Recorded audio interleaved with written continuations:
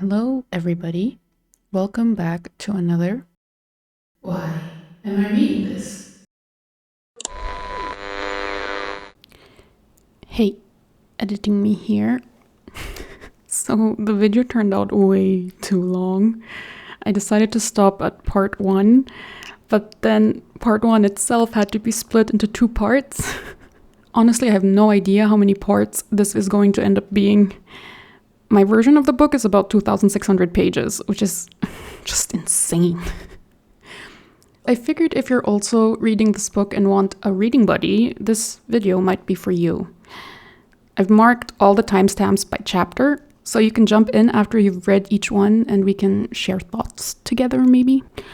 Or, you could just binge the whole thing. That's up to you. Quick warning, of course, this book is going to be spoiled pretty in depth. And if you're looking for my general thoughts for part 1 specifically, I'll be saving that for the next video. All right, that's it. I'll see you guys there. So I was thinking about moving away from the in-depth chapter-by-chapter analysis of all the books that I read. Even though I love analyzing books really in-depth, sometimes a girl just wants to read. Having said that, welcome to another in-depth analysis. This is gonna be one such chapter-by-chapter in-depth analysis of the plot, the characters, and my thoughts. So I have no idea how long this video is going to end up being, but I know it's gonna be a long one. This video is going to be pulled ahead before all the others that I have already recorded and edited and all that. Because as you can see, I got a new e-reader, and in this e-reader is a book that is much anticipated. It is Alchemised by SenLinYu. For those unfamiliar, this book is the published version of the beloved Dremaini fanfiction Manacled, which also happens to be a crossover with the universe of The Handmaid's Tale. I think you can kind of see it here. I'm not sure if you can see it, but that seems to be a woman in a red cloak, which of course is the classic uniform of a handmaid. So I don't think they got rid of that. Anyway, I never read the original thing. I looked it up and I think it has close to 1 million words, and girl, I am not that committed to the bit. Also, I don't usually read fantasy. I mean, I've read Harry Potter because I am a millennial. I enjoyed it as a kid, but I'm not really a huge stan, I have to say. And I never was. I had like a short hyper-focus on it and finished all books in one summer vacation, but it ended there. But the fanfiction of this is so loved, so reviewed, everybody keeps on talking about it.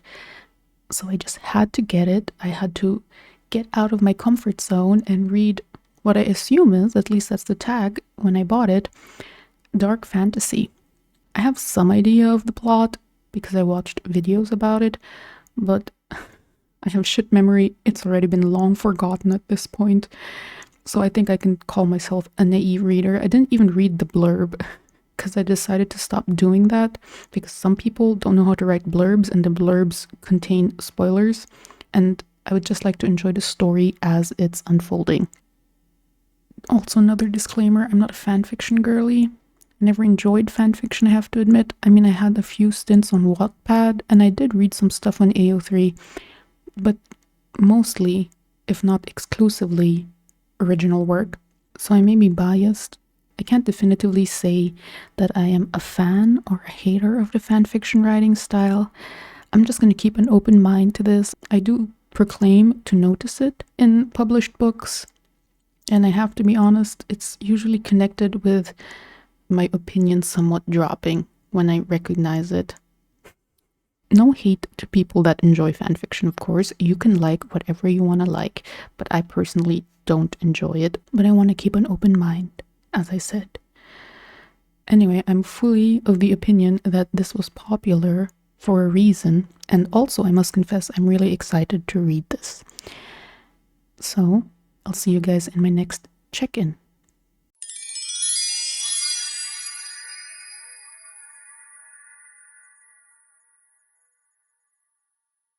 Okay guys, I've read the first 3 chapters of this book and I'm going to get right into it.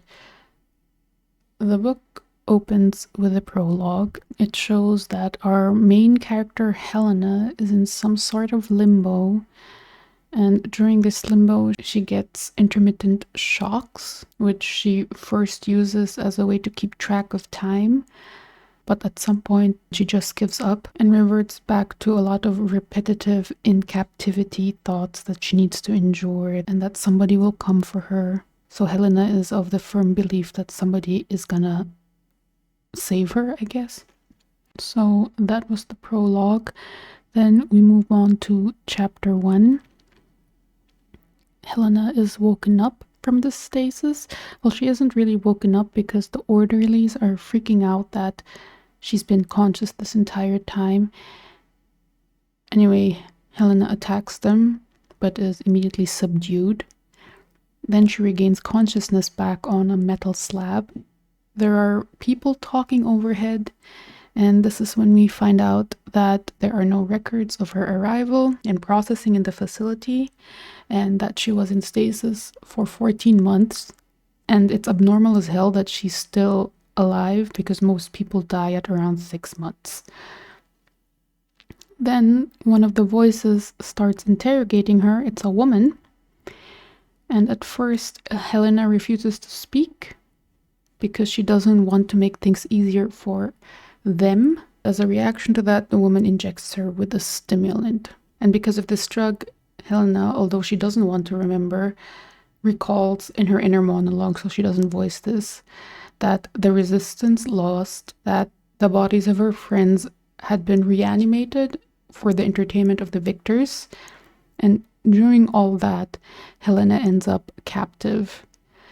She remembers that while everybody else was unconscious during the transportation, she wasn't, so she witnessed all the claustrophobic horror of getting admitted to wherever this is. The woman grows impatient and demonstrates her power on Helena. She touches her, and Helena is overcome by a jolt, similar to the ones that she experienced during stasis. Then the woman paralyzes her. So it's clear to us now that the woman can control her body, but not her mind, because Helena's mind is still racing, even though she can't move. This woman is a Vivimancer, so instead of holding power over the dead, this power is intended for the living. So after all that, Helena actually wants to answer the questions, but she's struggling because her tongue hasn't been used in a while. The woman is already impatient, so she fixes to torture her again.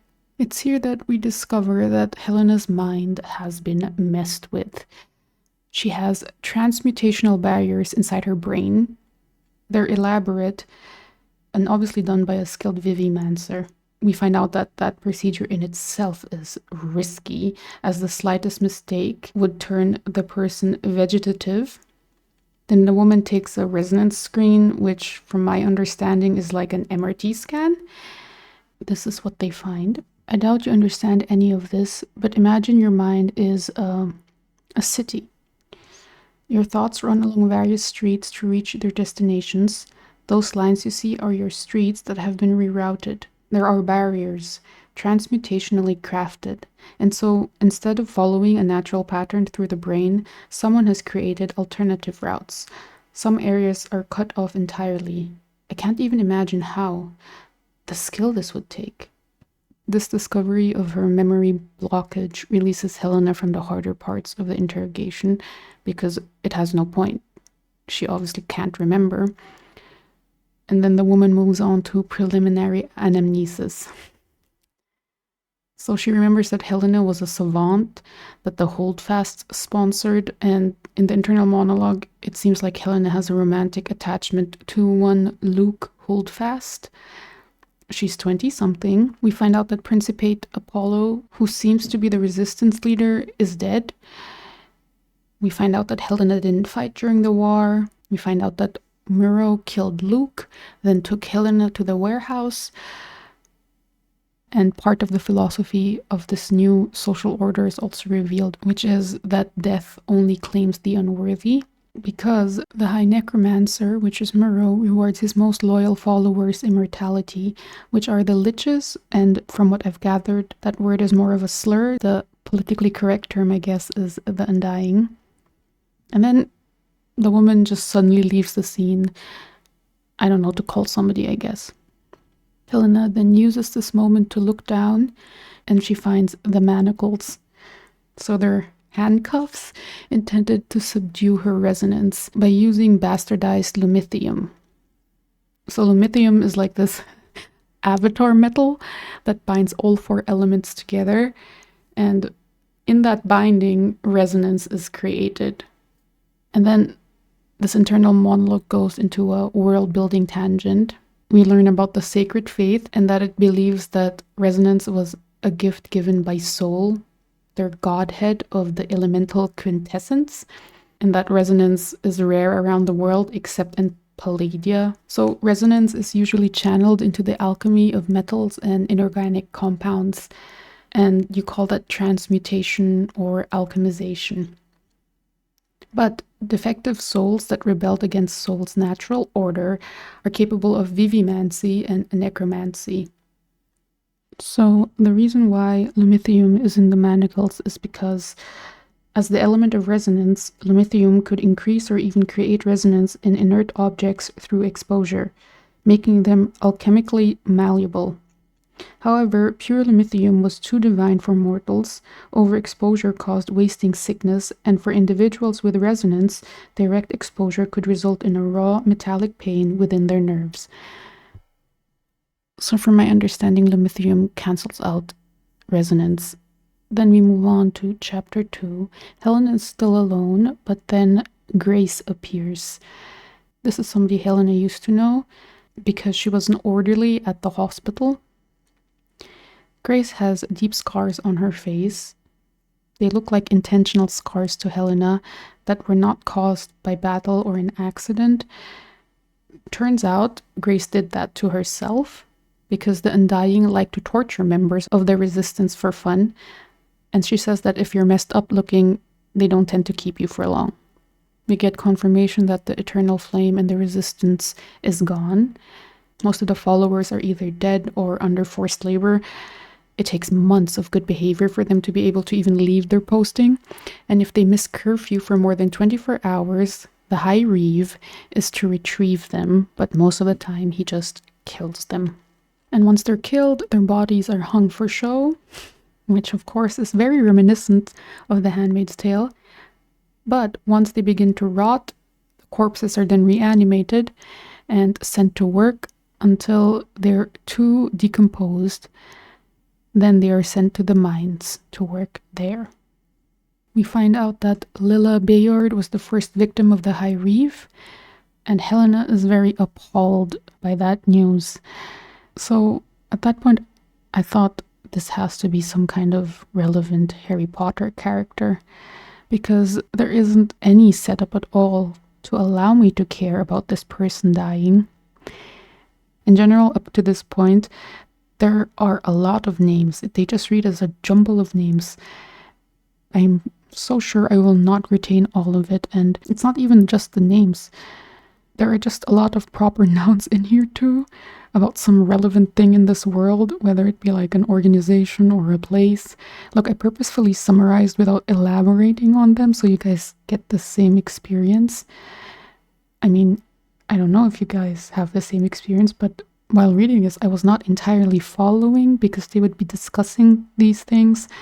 And I'm like, did they explain this? And then they don't. At that stage, I was thinking, yeah, I'm seeing the fan fiction roots. Because, of course, the readers in fan fiction already have good knowledge of the original material. So not a lot of setup needs to be done. And I see that kind of assumption in this work too. And by the way, I wouldn't have been able to place them if I weren't summarizing this. To be honest, familiarizing myself with this world feels like homework. And I think that is one of the reasons I don't like fantasy, because of this extensive and boring world building that I'm not sure I need to retain all, but I feel like I do to be able to understand what's going on. Anyway, back to the story. Nobody knows who the High Reeve is since he still wears a helmet like in the war. But they do know that he is a very powerful Vivimancer. He apparently can influence you without touching you, because normally physical contact is required to use resonance. So yeah, it's obvious that Grace has given up and is focused on surviving for the sake of her family, her 3 brothers. She even is willing to sacrifice an eye for them. Mini tangent, but eyes don't grow back, so that's why they're valuable in necromantic research. Anyway, the woman from earlier returns. She informs Helena that the High Necromancer, so Moreau, is on his way to examine Helena personally. This kicks off another bout of internal monologue where we find out that Helena joined the Order of the Eternal Flame for Luke, not because she was a believer. She had joined it for this dude, and that dude is now dead. We learned that the Alchemy Tower is the heart of the Alchemy Institute, which has now been repurposed as the Central. So those musings then lead way to Helena freaking out in the moment right now about seeing Moreau, but then she is subdued by the woman through Vivimancy. There's also another guy there. He's inspecting Helena and marveling at the handiwork done to her brain. Oh, by the way, I don't know if I mentioned, but Grace leaves when she hears the woman arriving. But this new dude, I'm so fucking sure it's Peter Pettigrew. Just because he's nervous and a coward. Another side note is that accents are mentioned a lot in this chapter. I originally thought of it as a little bit of throwaway because the accents are not described how they sound like at all. It's just mentioned that they're either northern or western or eastern or whatever, but the sound itself is not described, so it made me wonder, why is this even here? So this might be clear for some who actually read the genre, but to me the mentions of the accents was more for regional clarity. I think where people are from will play a big role in the plot, because I believe it's trying to pursue the racism angle that is similar to the Harry Potter Death Eater pureblood narrative. So yeah. Anyway, this new Peter Pettigrew inspired dude inspects Helena as well, and this is the conclusion he arrives at. Yes, quite right, Dr. Stroud. Of course it is as you say. But the use of vivimancy on a brain has always been a most delicate procedure. Transmutation of this scale and complexity is beyond all known scientific possibility. Memory is a mysterious thing, very changeable as it's moved around. Not a place it is, the mind's journey, a path. The more important, more journeyed, the stronger the path. The less journeyed, fingers fluttered, it fades. So while I think this is redundant, I think it's quite cute how neurology is also in this book, because that just explains how synaptic connections work and are strengthened. The more you use them, the stronger they are, right? That's a simplification, but you guys get what I'm saying. Anyway, enter Moreau, the big bad guy. But before I get into what I think about him, let me read you guys his introductory description. When he'd killed Luke, he'd been human. Now he was mutated. His limbs stuck out in ways that were impossibly jointed, and he was nearly the size of 2 men. She thought at first that he was wearing a mask. The High Necromancer had been masked during the celebration, wearing a huge golden crescent that concealed half his face like an eclipsed sun. As he drew nearer, however, she realized it wasn't a mask she was staring at. Moreau's face was skull-like, his features so sunken, the skin so translucently pale that she could see through the bone. Where his eyes should have been were 2 blackened empty hollows, as if they'd been burned out with live coals. Somehow, he still seemed to see Helena. He walked forward, one hand outstretched, but there was something wrong about it, overjointed, the skin bizarrely stretched. Too many bones inside it. Before his fingers grazed her skin, the pain of his resonance lanced through her skull. I see the vision that was intended for this description, but it doesn't land for me. I think it had mid-horror vibes. I think, again, it's because of the lack of the setup, because I'm just thinking back to when Voldemort was described, who this guy is obviously based on, and I remember thinking that I was creeped out a little bit. Not really creeped out, but it had sufficient oomph when I first read about it, when Voldemort returned into being, right? And I think that the fact that this is at the very beginning, and I didn't have, 5 books. Wait, Goblet of Fire was the 4th book, so 3 books. I didn't have 3 books of setup. It just doesn't land. And maybe she wasn't intending it to land that way. But yeah, I was pretty unimpressed by Murrow as our main antagonist. But moving on. Murrow wants to know what is hidden in Helena's mind, even if the resistance is dead already, because whatever is in there is obviously valuable enough to be hidden. So you can already deduce that he then touches Helena and scavenges through her mind. It does bring up Helena's darkest memories. There's one memory in there about her beloved Luke. That doesn't land either, again, because I'm not attached to Luke whatsoever. Those entire introductions just strengthens my impression that the inherent attachment to characters is a trademark of fan fiction. It reads like I already need to be attached to these characters. That being said, I could imagine this landing in such a fanfic context because the readers already come with this said attachment, and finding out what this author did to those characters can hit home emotionally. It just doesn't to me. As much as I see the inspirations, I'm still trying to view this as its own original work. So yeah. Anyway, at some point in this dialogue, it's revealed that the woman's name is Stroud. At some earlier point, she exited the scene, but she returns with Shiseo. He's a Far Eastern dude, whatever that means. To me, that just means that he looks Asian. But I don't know what East denotes in this world, but yeah. So Shiseo during the war was a double agent. He also consulted with the Eternal Flame. I think we all get that Shiseo in the original fanfic was Severus Snape. Anyway, he's there because he needs to nullify Helena before he leaves to, somewhere it's not mentioned. Shiseo recognizes Helena as a healer in the war, and he communicates that, which then outs her as a Vivimancer to Murrow and all the others. But he doesn't know why Helena's mind would have all those alterations. But Shiseo does what he came to do, which is he removes the old manacles, which are classic handcuffs, and replaces it with a crueler one.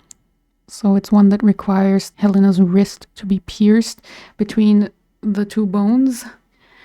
And he strings through some kind of tube through it and strings lumithium through that, which, as I'm describing it, you guys could get the impression that it's somewhat gory. The prose is not gory. In fact, I thought this entire moment was over-described. I got so lazy reading it because it was so technical. Like, she was literally describing the bones that were getting pierced through and the entire details of the procedure and how the things were tied, that at some point I just zoned out. I'm like, I don't need to know it in that much detail. I'm just going to imagine something, Anyway, also I should mention that Helena was paralyzed throughout the entire thing, so she didn't feel the pain. There is one important plot point though, and that is the fact that these new manacles can only be removed with resonance, which of course Helena, by being manacled, doesn't have anymore.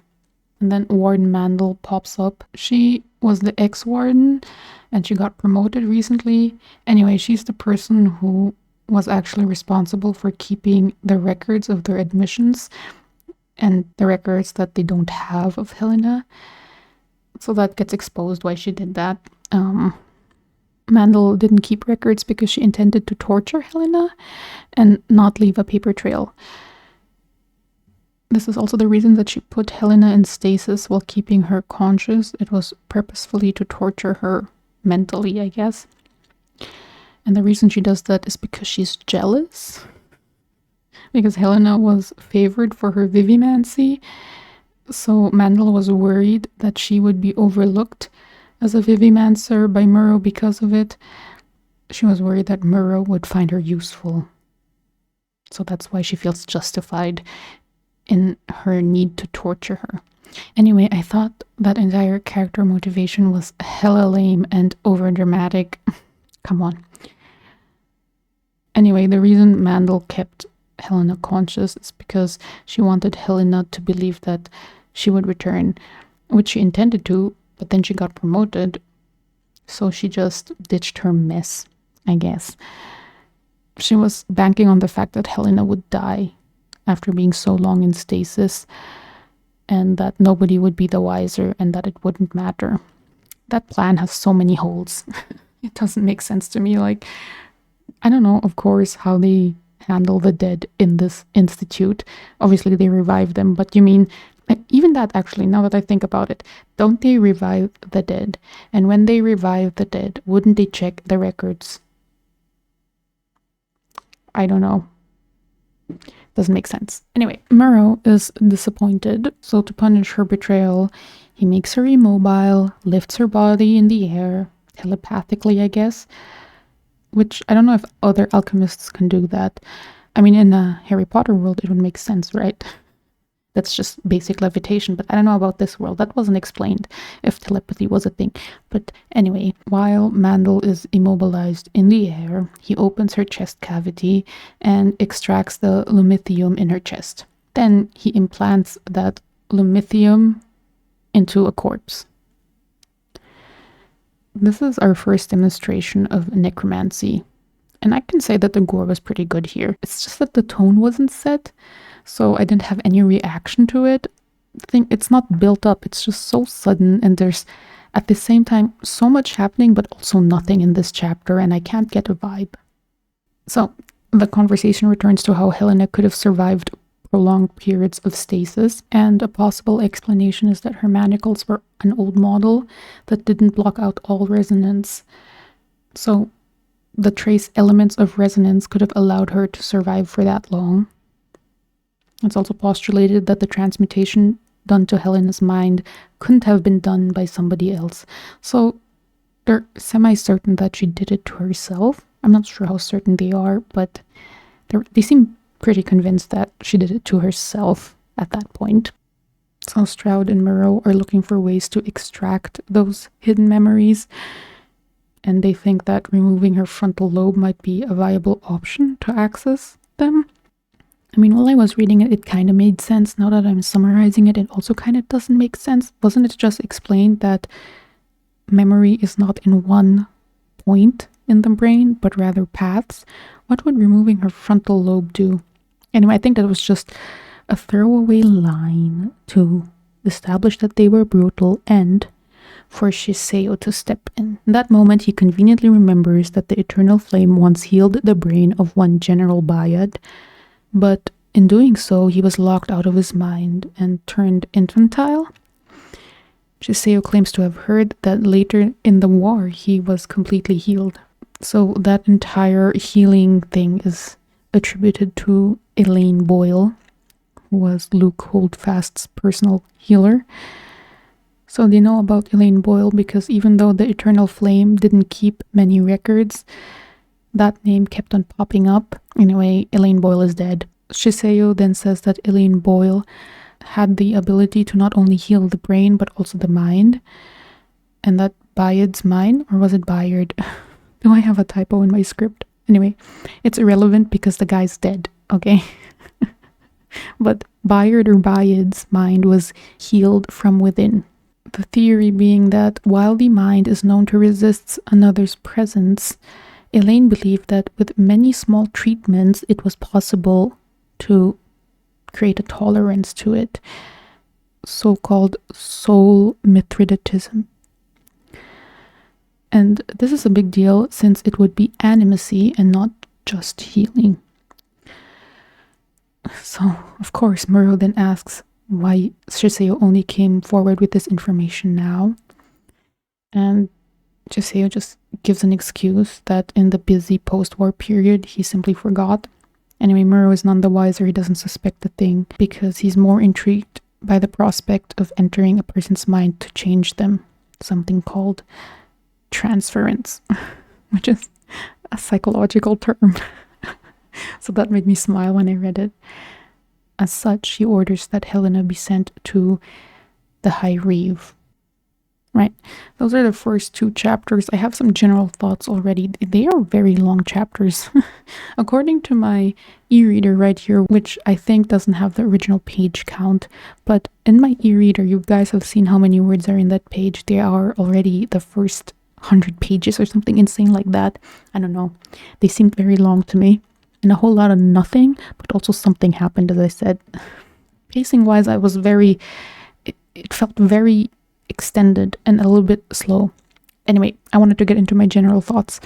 That being that there are a lot of fan fiction callbacks, or at least callbacks to the original work. I was very busy trying to find out which character was originally which. I mean, there are a few obvious ones in there. Resonance is obviously magic.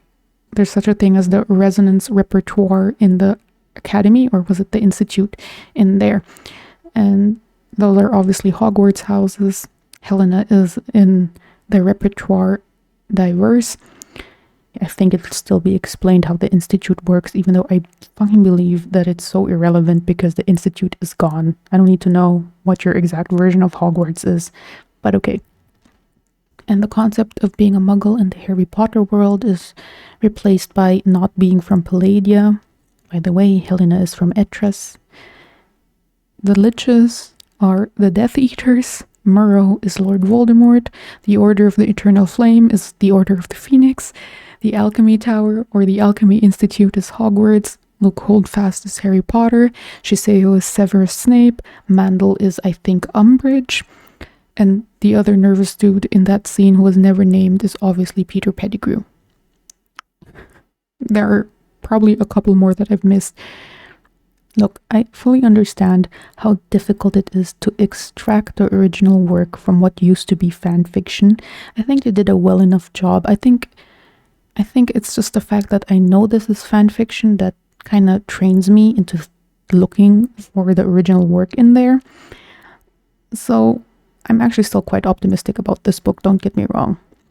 But as I said, the chapter reads slower than it should, and I wondered if there was any way to make the scenes snappier and tenser, because they're very drawn out and there's a lot of information in there. So right now it just reads as mostly tedious world building. Again, it could be that this is common and maybe even needed in fantasy. I mean, I enjoyed Harry Potter, but I can't remember if it was done this way, to be honest. You know, this suddenly exposition dump in the middle of a scene and the scenes being so drawn out. It's also possible that maybe I had more fascinations about fantasy worlds as a kid and more tolerance for the info dumping. Who knows? Anyway, I don't read fantasy exactly for this. It's very boring despite all the ostensible tension laced in the scene. In fact, I feel like it even blocks the tension of the scene. That being said, I think the prose in the narration is promising. It's nowhere near as bad as what I've seen out there at this point. Anyway, I'm hopeful that as I read on, I will lose this fixation of trying to determine which character was originally who or which thing was originally what, so that I can experience the story as an original work. Although I can't even call that a fixation, more as a predisposition, given that I know where the story is from. But I must confess, there's one thing I have to tell you guys, that the memories of the videos I watched about Manacled are resurfacing. I did remember big plot points for some reason. I'll keep those to myself because I don't want to spoil you guys. Plus, given that this has been edited and rewritten to some extent, I'm not really sure what was changed. I'm hoping that some things are changed. So, all that to say, I'm still excited to figure out where this is going. Right, we move on to chapter 3, which was a long one. It has 70 pages, girl. Oh my god. But here we go. So on her way to a lift, we are rewarded with more world building. We find out that the Alchemy Tower, where she's currently in, used to be regarded as an architectural wonder when alchemy wasn't as understood and viewed as magic. But then the Holdfasts turned it into science and started building more and more levels. Then we find out some more about the layout, which I thought was just insufferably boring. There's some details about the institute that was inside the tower that I won't recount because I know it's just irrelevant. world building because that part is dead. Why do I need to hear about this? TLDR, only very smart and gifted people continue after 5 years of education, so you can only reach 6 years of education if you're really smart. Helena is then locked into a room and immediately cramps because of withdrawals, I think, from the stasis drug.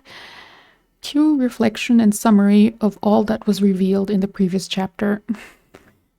Guys, I'm not usually a fan of summaries, especially if it just happened. Usually it's just a lot of repetition. Also, to me, it's kind of an indication that the author didn't do their job right, or feel like they didn't do their job right in communicating all the info, because they feel the need to repeat everything and make sure that the reader gets it. Like, I think reflection is okay after a big intense moment, which the previous chapter wasn't, by the way, but in particular to this book, a style is emerging where I think we will get a lot of extensive reflection scenes. And I've read on now, and I get a feeling that even though she reflects a lot, none of the conclusions that I've just read actually determine the plot, or at least only the very last one, which is very tedious to repeatedly witness the character going over the same things over and over again and arrive at varying conclusions that are not readdressed later on, or at least not satisfyingly so. Like, I'm at the beginning of the book, I fully understand that, but just from the chapters I've read, this is a repetitive thing, which, I'm going to be honest with you guys, makes my eyes gloss over as I'm reading because I know it's just irrelevant and could have been cut. Anyway, but let us return to what Helena is actually reflecting about. There is some hope that the eternal flame is hiding themselves. They're just waiting and biding their time. Helena wonders a bit how she was made to forget everything. Then transference and animacy are redefined, which I was actually grateful for, to be honest, because that topic was entirely handled through dialogue, and it was a bit unclear what it was. I'm still not a fan of doing it this way, by the way. Ideally, you wouldn't have to repeat things to me and it would be clear the first time it's mentioned. But here we go, for the sake of understanding exactly what's going on in this book. This is what transference and animacy is. Souls and minds, and occupying the mental landscape of another person to transmute them from within. That is what transference and animacy is. So I forgot to say something. This is clear to me now because I've summarized it, but while reading the book, it wasn't very clear. I hope that makes sense, because I don't know if I'm just dumb or just an inexperienced fantasy reader, or if the book was very confusing about it. Anyway, further reflection. There is the clarification that Murrow wants the power of transference and animacy because even though he discovered immortality, he didn't discover this. So it's like a pride thing. That's what Helena postulates. She also thinks that she doesn't know who Elaine Boyle is and that there hadn't been any other healers apart from her. And it was even out of character for Luke to accept a personal healer, since he was very communistic in his fairness, so he wanted to be just like the other boys. But the fact that something was hidden in Helena indicates that the eternal flame did do something seemingly against the religion. Finally, she decides to endure because she doesn't want to fail Luke again. Helena then just spends the next days withdrawing from the drugs. After they reveal that Helena is a Vivimancer, Stroud hates her even more because Stroud is a Vivimancer herself, right? She views Helena as a traitor of their kind because why would she support a cause that hated who she was? So Stroud notices that Helena has spasms that don't seem to be caused by anything they're doing to her. She also notes that Helena has broken her wrists several times, it seems, but Helena herself doesn't remember how she did that. So most likely these injuries were sustained during the war, since her student records don't mention an injury. Speaking of student records, Stroud uses those to interrogate Helena, more as an excuse to torture her, because Helena suspects that Stroud received instruction to torture her if she doesn't answer. Anyway, it was very obvious that it was just a ploy to reveal more backstory, oh joy. But we find out that Helena's alchemy resonance was first tested in the Palladian embassy in Etreus, that she immigrated to Palladia at 10 to study alchemy. that she had 6 years of education in the Institute, so surprise, surprise, Helena was really gifted and a talented sorcerer. See, I even said sorcerer. My god, she is a talented alchemist. Like Hermione Granger, obviously she's based on Hermione Granger. But Helena remembers Principate Apollo Holdfast's death because it happened when she was a student. She joined the resistance as soon as it was established. When the guilds overthrew legitimate government, the Order of the Eternal Flame didn't know she was a Vivimancer when she joined, because even she didn't know that she was one at that point. Also that Luke didn't care that she was a Vivimancer. It's also revealed that the Holdfasts were a quote-unquote chosen family. So Sol smiled down on them and endowed Orion Holdfast and his descendants with godlike abilities. Something that the guilds were obviously very skeptical of, which, by the way, the guilds sound more and more reasonable to me, which is excellent, because I do love a reasonable cause that is led by quote-unquote bad guys. Just adds a little bit of conflict that I enjoy. We get more world building. These history lessons are such a freaking slog, but I feel like I have to tell you guys everything because I don't know what this book is trying to set up, and I don't know which world building excerpts are actually pointless. So here we go. There's a hierarchy of alchemists in Palladia. On the one side, we have families that have a close alliance to the Holdfasts, and on the other side, we have guild families.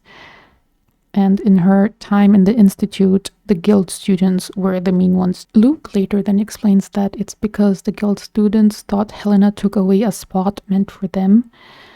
And that doesn't even make sense because most of them weren't even really dedicated to science. They only joined the Institute as a status symbol. Luke believed Helena was special though, and that she earned her place. He said she would definitely become a renowned alchemist and everybody would know her name someday.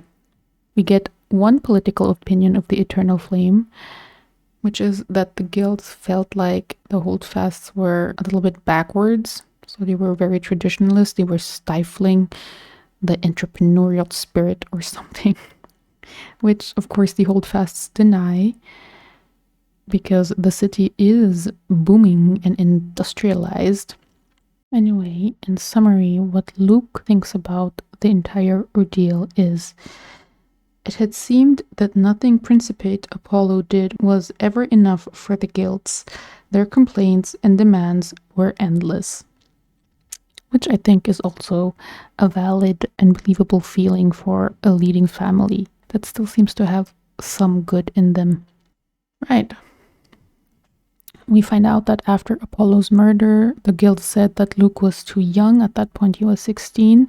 So they used that to their advantage to overthrow the government and replace it with a newly formed guild assembly. But what truly tipped the war was Murrow. He appeared out of nowhere, but was so powerful. He lured the masses by promising them immortality if they declared their allegiance to him. So once the political unrest grew, the guilds then revealed their necromantic abilities, and the majority of the guild's army consisted of dead resistance people. Luke was still hopeful at that time that people would reject necromancy, since it had been a mortal crime for centuries. So he was hoping that the people would see reason. They did not, obviously, as seen by where Helena is right now. Then we get a scene break, and then we get more world building. So we get a reiteration that there is no record of Helena, since the Eternal Flame saw healing as a miracle and not something to brag about. Vivimancy in particular was not something to be glorified, because it's such a sin, it can only be purified through selflessness. So that's the reason why Helena is not in the war records, in the sparse war records that the Eternal Flame maintained. But those files still contained a symbol that indicates that healing has taken place. It's like a half, a crescent with a dash through it or something. So while healing was common, Vivimancy was not. And because of this, a lot of myths sprouted about what Vivimancers could and couldn't do. And since Helena herself has now been subjected to it because of Stroud, she thinks that there is some truth to the horrible myths. So throughout this all, Helena has been slowly recovering, and she gets dragged out for these regular walks just in front of her room in the hallway. And on one such walk, she encounters a familiar face, Crowther, who was a member of the Resistance. I forget, but anyway, it's not Crowder. It's Crowder's corpse, and somebody else is inhabiting it. There's a lore drop that the Undying would switch bodies if their original immortal ones couldn't regenerate anymore, so if they were damaged beyond repair. But this wasn't really a perfect solution, because even though they carefully maintained the bodies, they would inevitably begin to rot, and because they were dead, they couldn't regenerate like their original bodies. This could be another reason why Murrow was interested in transference, because then the Undying, or maybe also himself, could switch to living bodies instead of dead ones. Again, I feel like the way this information is revealed slowly about what Murrow's motivations are, it could have been done within the scene where Murrow was in there. There is something about the way Murrow's motivations are revealed that reads as pantsed to me. I mean, there is a cop-out by saying that, oh no, she's just like thinking about analyzing the situation. I don't think so. Because it's not written in a way that communicates that Helena is just wondering and musing and whatever. There's some kind of, at least it reads to me, there's some definitiveness to it, like this is what it is. This is an explanation. It doesn't read like it's just being thought about as a possible reason. I hope that makes sense. Anyway, Lich Crowther recognizes Helena, but he can't quite place her. Then we get a little hint about the Handmaid's Tale subplot, and I'll read it to you guys. It's Stroud talking. I intend to begin with a test batch very soon to see how quickly we can get things started. She's talking to the inhabited Crowder corpse, by the way. The interest has been almost overwhelming. I have dozens of applications, and the announcement is still weeks away. Stroud gave a nervous laugh but caught herself, clearing her throat as she pressed her hand against a panel on the lift. It's been difficult to determine the most promising combinations. I've taken what I can from the hospital's records. Yeah. There's more background world building. As they exit the lift, Helena discovers that most paintings have been removed from the alchemy tower, save for one, a painting of Artemon Bennett.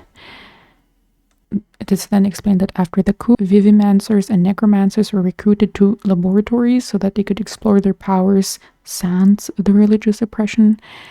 Resistant fighters were also sent as human test subjects to the laboratories, and Bennett was the head of New Pelagius Science and Research Departments. He also loved experimenting on alchemists.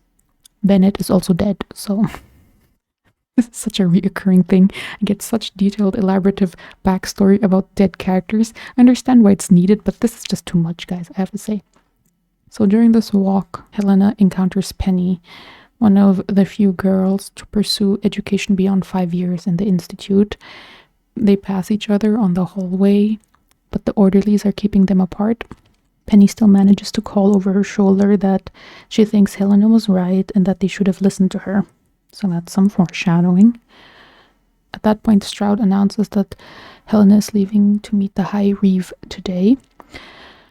And so it's a travel thing now. There's more world building on the way to the High Reeve. We find out that sky bridges connect the vertical city of Palladia. The ground was for the plebs. So Palladia is situated at the base of the Novice Mountains. There's more city development world building that I won't repeat. But I think the most relevant part is that the West Island carries the battle scars. There's huge gaps in the skyline, burned out buildings, etc. So it seems that no rebuilding has been done quite yet. The East Island is better off. There are hardly any signs of the war, because during the war, the resistance was in the West Island. So the West Island was attacked more because it has the most crucial infrastructure and the main ports. And the mainland of Palladia mostly contains mines and agriculture that were owned by the oldest, richest families, and that's where they're heading. So this extensive city world building is then followed by reflection. And this chapter is just so incredibly long and so incredibly slow, but I soldiered through. Helena is weighing her options. She knows that she has a low chance for escape because she doesn't know combat with or without manacles, and also if she were somehow successful, she wouldn't even know where to go or who to trust. There's also a chance that she'd survive transference if she did cooperate, but she doesn't want to betray the eternal flame by handing over the information hidden in her mind. In essence, she feels useless because she thinks she's a healer, and what purpose does a healer have if everybody's dead? She concludes that she'd rather kill herself than hand over the information in her mind, and maybe even with the help of her new violent captor, the High Reeve. This thought process is written in excruciating detail. I almost get the impression the prose doesn't want you to misunderstand or interpret her thoughts at all. It read very dry. I mean, it should have been tense, but it's somehow not. Anyway, there's a tangent to Lilla Bayard, who, as a reminder, was the first victim of the High Reeve. She was one of the few members of the resistance that wasn't bothered by Helena being a Vivimancer.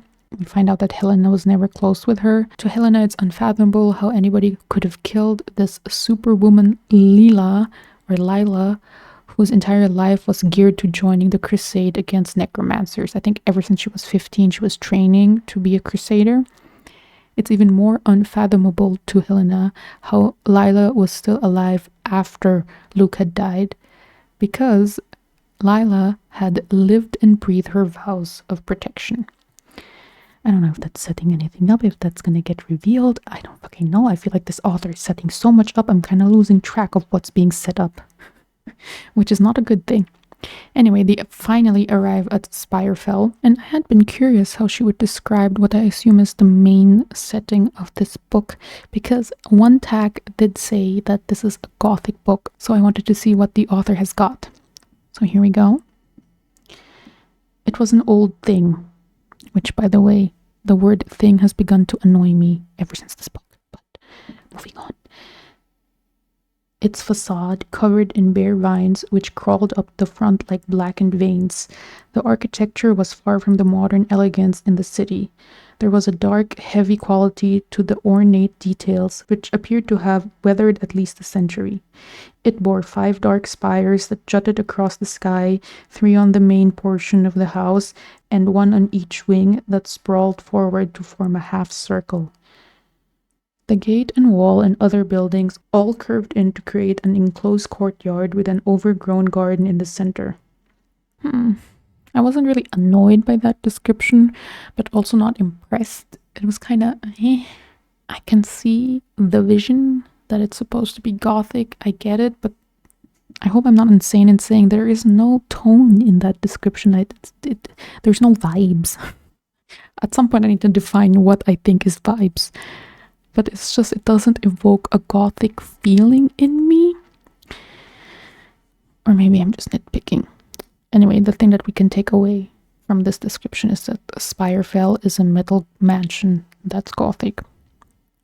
And then, waiting on the steps of Spirefell is Aurelia. And let me read you her description. The woman on the steps was barely more than a girl, and she stood out starkly in the drab surroundings. She had light brown hair that fell in perfect ringlets around her pale face. Her dress was poison green, embellished with a black external corset resembling a rib cage, and a gleaming plated bird skull was fastened so that the long beak ran down between her breasts. Several of her fingers bore alchemy rings, and she swung a short staff idly in her hand as she watched the party ascend the stairs toward her. Also, this book uses towards, and I keep on mentally correcting it to toward, but that's just a personal pet peeve, so I digress. She stared past Stroud and Helena, pale blue eyes narrowing. "Well," she said as they reached her, "I suppose fanatics must come in all sizes." I'm just praying and hoping this book doesn't go for an evil stepsister kind of woman with this character. Alas, I have read on and it is what it's going for, and I find it fucking annoying. Oh my god, what is this? Cinderella? Oh, Jesus. Anyway. They enter the mansion. There's a random scene about roses being in the foyer and that triggering a panic attack in Helena, which to me is a clear demonstration of this book being somewhat overwritten, because that could have been cut. We didn't need that. That is not where the tension is in this scene. Why are you diverting my attention to fucking roses? Ugh. Anyway, they head into the study of the High Reeve, and we have the High Reeve reveal. Winter light silhouetted him, and it wasn't until she drew near that Helena could begin to make out any details. Pale skin, silver white hair. He was old then. He must be one of the guild patriarchs. She'd met a few of them at the institute. They were always the same. Prideful, obsessed with their power and perceived status, always demanding more respect.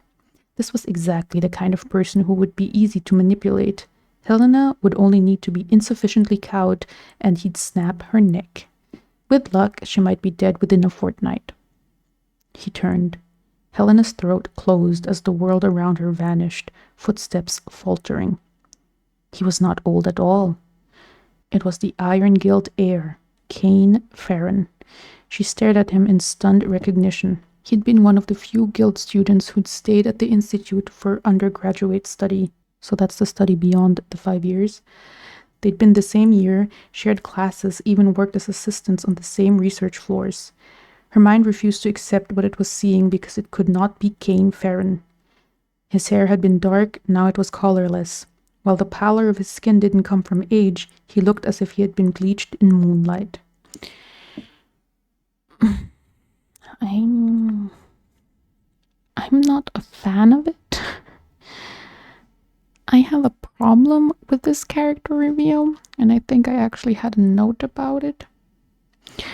I am not satisfied with this character reveal description. I actually wrote a note about it, which is, man, this reveal didn't land. It's both too dramatic and too dry. Probably because we don't even know who this guy is, apart from being a Draco stand-in. The question being asked is, why is Helena reacting this way, and not the original, oh my god, it's Draco Malfoy, insert all the attachment from having read all the HP books. So what I'm trying to say is that this reveal only makes sense if I know who Draco Malfoy is. And the entire backstory of the Malfoy, if I'm familiar with the fandom and all that, it doesn't make sense in the closed microcosm of this story alone. Because why the fuck would I be able to follow why Helena is so surprised? How would I even begin to understand the emotional weight of it being Kane Farron?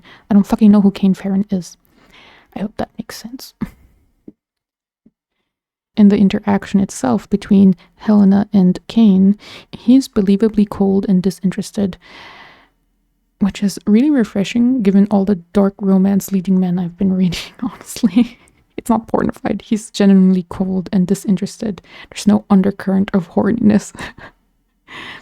Also, it's a little bit odd to me that, I don't know, that the necromancers would reveal Farron's identity so easily, since I thought the High Reeve's identity was a well-guarded secret. I mean, I could do some mental gymnastics and think, they probably think Helena won't survive anyway, or something like that, but it feels like a minor plot hole to me. So Farron then receives his instructions. The High Necromancer wants results before the winter solstice. He is to perform a temporary transference as frequently as possible without extinguishing her soul. And once that is accomplished, she is to reverse the transmutations on her memory. And also, the High Necromancer wants to extract those memories himself eventually. This is obviously a high priority task. Aurelia objects to keeping Helena in the house, to which Farron immediately tells her to shut up, which I thought was kind of harsh. I know he's supposed to be cold, but even that shut up seems a tad too cold. I prefer if it were kept like in the subtext of him being an asshole to his wife, because something about Farron explicitly saying in front of all these people, "Shut up, Aurelia," reads so fan fiction to me. I don't know what it is. Can't even explain it. But Farron then suggests that Helena should wear Aurelia's clothes since she has so many and Helena has so little. Aurelia is horrified by this theatrically. It's so obvious to me that Aurelia is a paper character. There will be no depth to her. And it's super fucking annoying. She is the evil stepsister trope, you know? So then Farron approaches Helena because he wants to perform a preliminary exam, which Helena then notices that he's already immobilized her without touching her.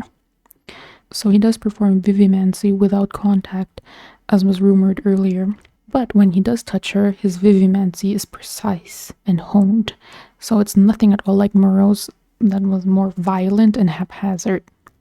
He then goes through her memories and the same reaction comes out of Helena, which is that it hurts and she starts seeing red and the intruder is not able to access the memories. So then Farron stops and Helena falls to the ground. Farron then asks what she thinks she's protecting in there since everybody's dead. Helena doesn't answer and Farron then steps over her and leaves the room. Then Aurelia escorts Helena to her quarters, and for some weird reason Helena is scared of the shadows. The eerie shadows in the hallway that lead to her room. And I don't freaking get it. Like, I get what the author is going for, but I don't get why Helena is feeling this. I know she's been in stasis. What I'm saying is there's not enough emotional setup for this. It's just put there and we are supposed to connect the dots. And while this book over explains with the world building, somehow it cannot create a lead up to save a life. I'm so sorry to say this. I mean, it relies so heavily in me saying, oh, she's scared because of this. I'm not asking for more guidance in the sense that it's on black and white.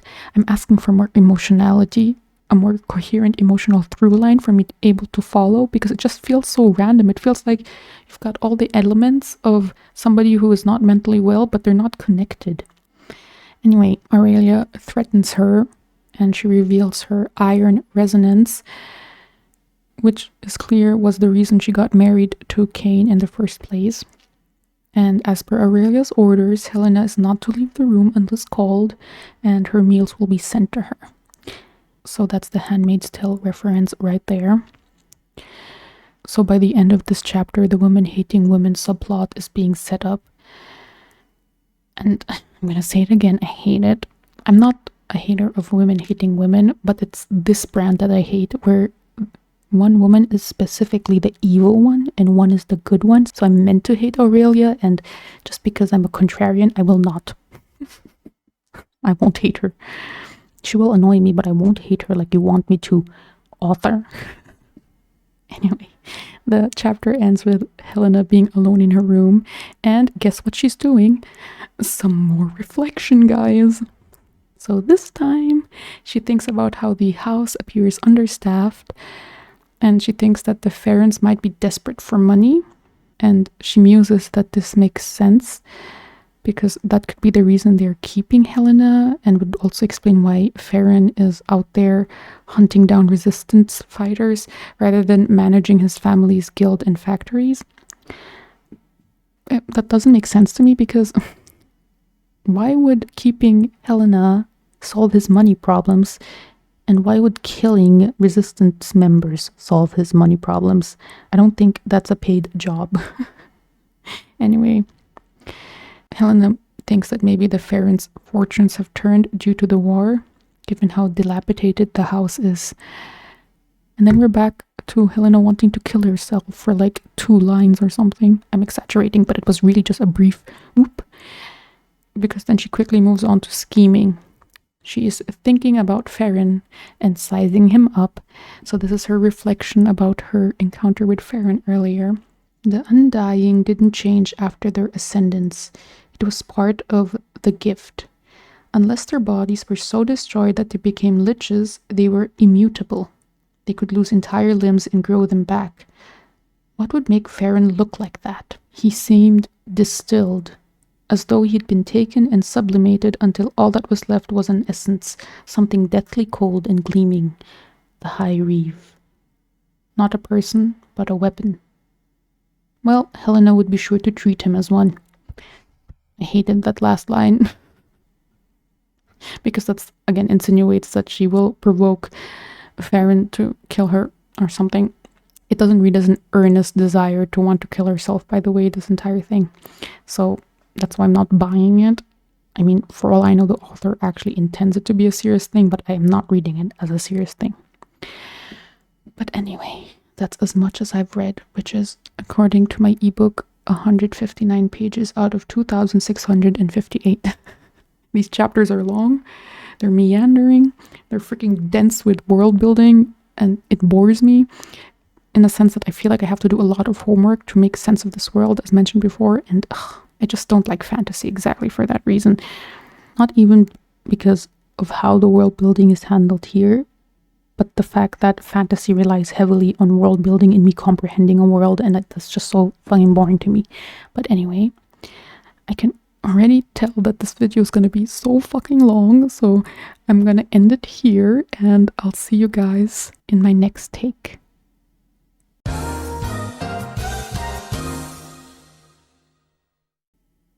Right, I'm back. I've read until including chapter 9, and it would be a lie if I said that I wasn't invested in the main pairing now.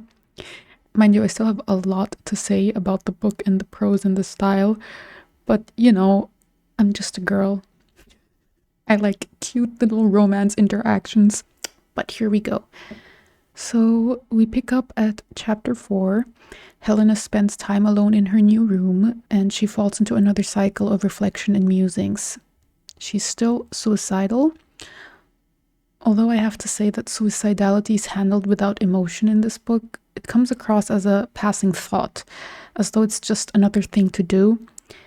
To me, it makes it feel a little bit disjointed from Helena's inner world, because her intent doesn't feel fully solidified, and as a reader, I want to experience her desperation with her. But the prose keeps me at this distance. It feels like to me that the topic was included because it's a big topic in The Handmaid's Tale. But the thing is, this novel, it misses the solemnity that is in that book or even in the show. Or rather in the show.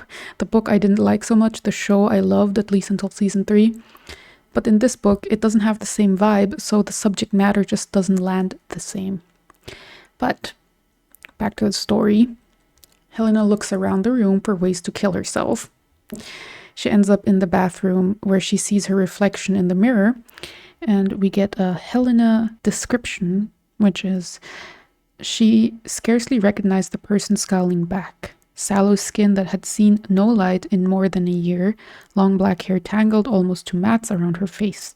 Her features were all sunken. She'd look like a necrothal herself, if not for her furious dark eyes. Oh, I think I never mentioned what necrothals are. They are reanimated corpses that are soulless. So they're usually used for menial labor and such. So this suicidality in the opening of this chapter dissolves when she remembers Luke, who she thinks, and I'm simplifying here, is too good to accept suicide as a way out. He hated that people sacrificed themselves for him. So she convinces herself he would not condone her ending her life. So it's very obvious that Luke is being portrayed as annoyingly good, which works if he's meant to echo Harry Potter. I could see how a fanfiction author would steer Harry Potter, the character, in that direction. But Helena abandoning her suicidality so easily again dampens the weight of the subject. To me, it seems like her intent isn't even that earnest. It just has no emotional grounding, and it's kinda annoying. Helena then leaves the room, or she opens the door to leave her room, but the hallway beyond frightens her with its shadows. And just because I keep on harping on about the prose being so distant, I wanted to give you guys an example, and you guys can evaluate if you see what I mean or not. But this is the moment that she opens the door, so here we go. She gripped the knob and it turned easily. The heavy door swung open, revealing a long corridor spilling into darkness, but rather than exhilaration at this freedom, Helena's heart stopped. The sconces along the wall were no longer illuminated. She hadn't noticed how ominous the corridor was, thin and winding, full of creeping shadows like teeth that gave way to a mouth-like darkness. She was used to constant light and central. She stood frozen, It was irrational. It was a house. She'd seen too many real, awful things to be afraid of shadows in hallways, but her legs wouldn't move. The doorknob rattled in her hand. The darkness was like a pulsing esophagus, the long shadows swaying with the wind, threatening to swallow her. If she stepped out, she'd fall into the cold, awful, unending dark again. She would never be found. Terror coursed through her as the shadows stirred again, crawling towards her. Her chest spasmed, sending a shock of pain through her lungs.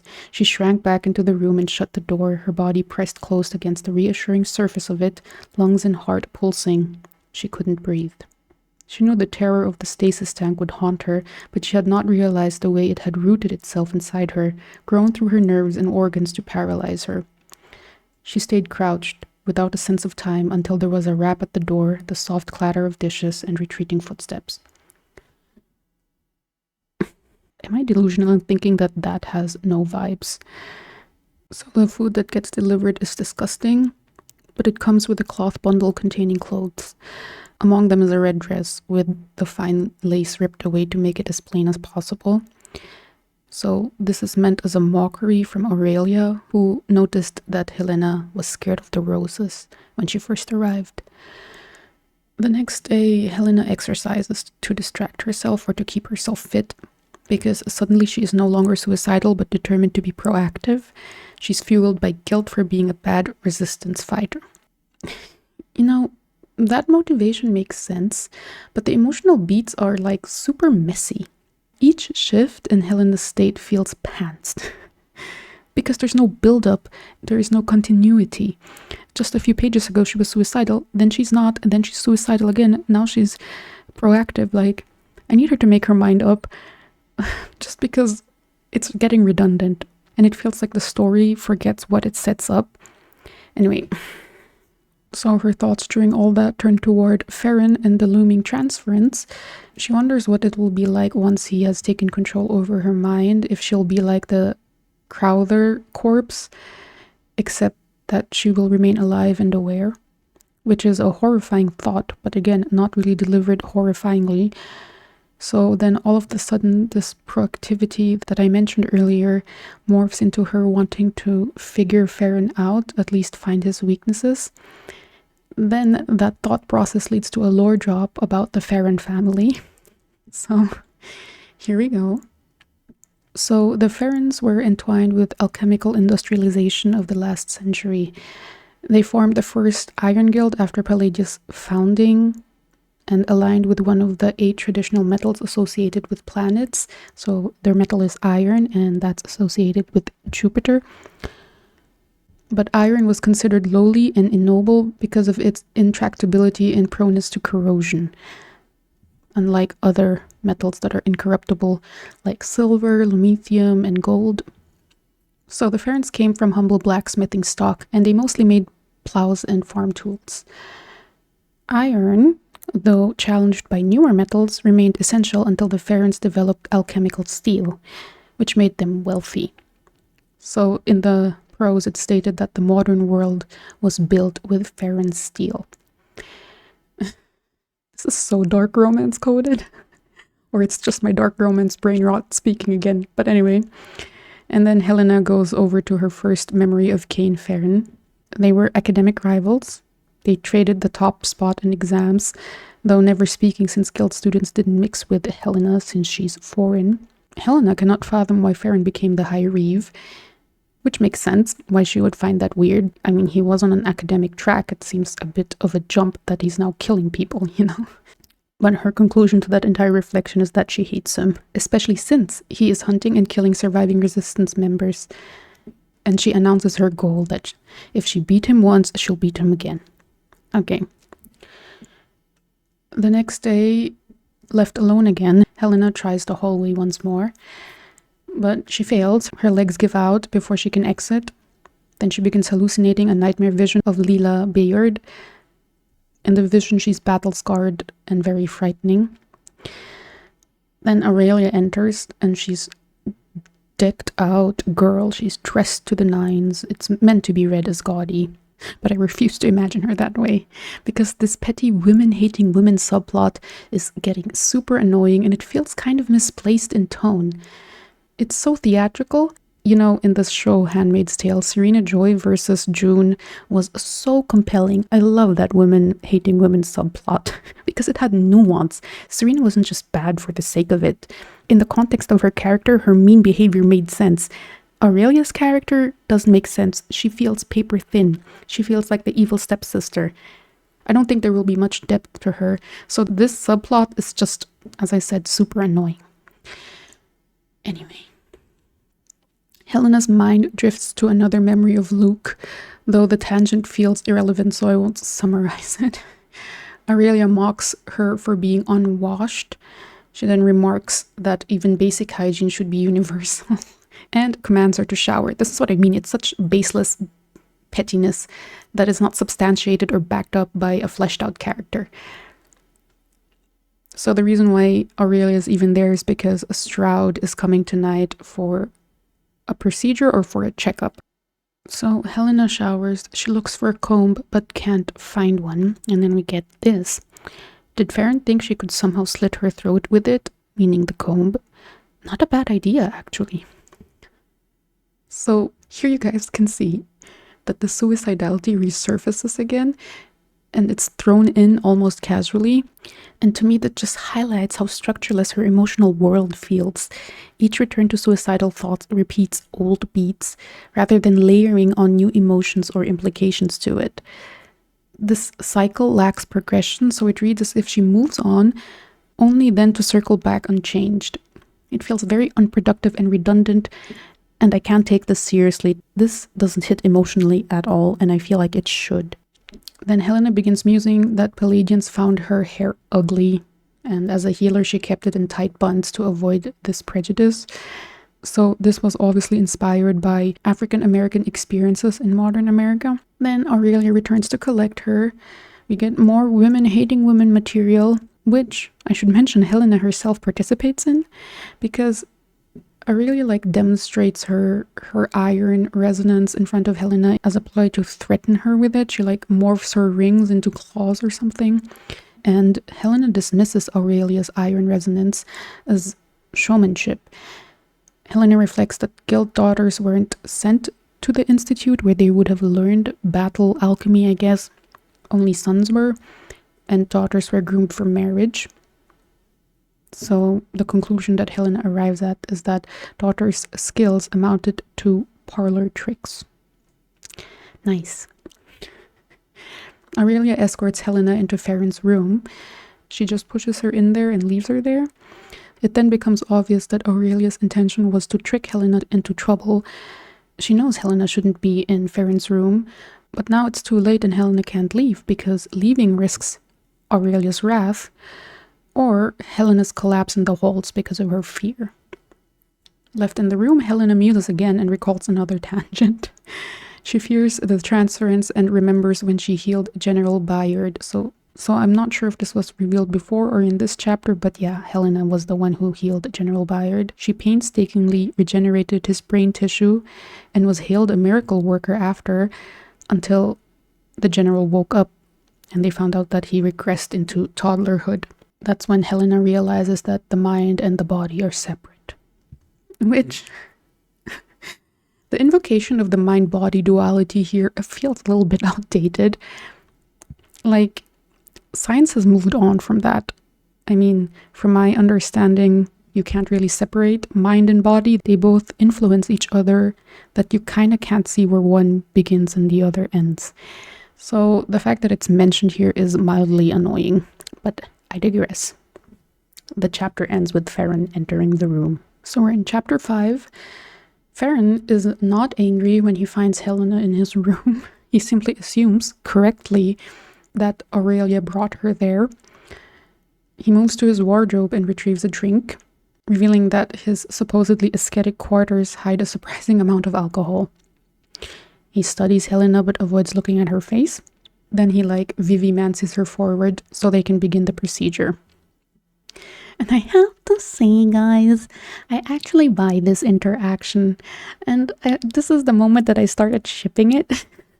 And because I want to re-experience it, I will read you guys the entire passage. Here we go.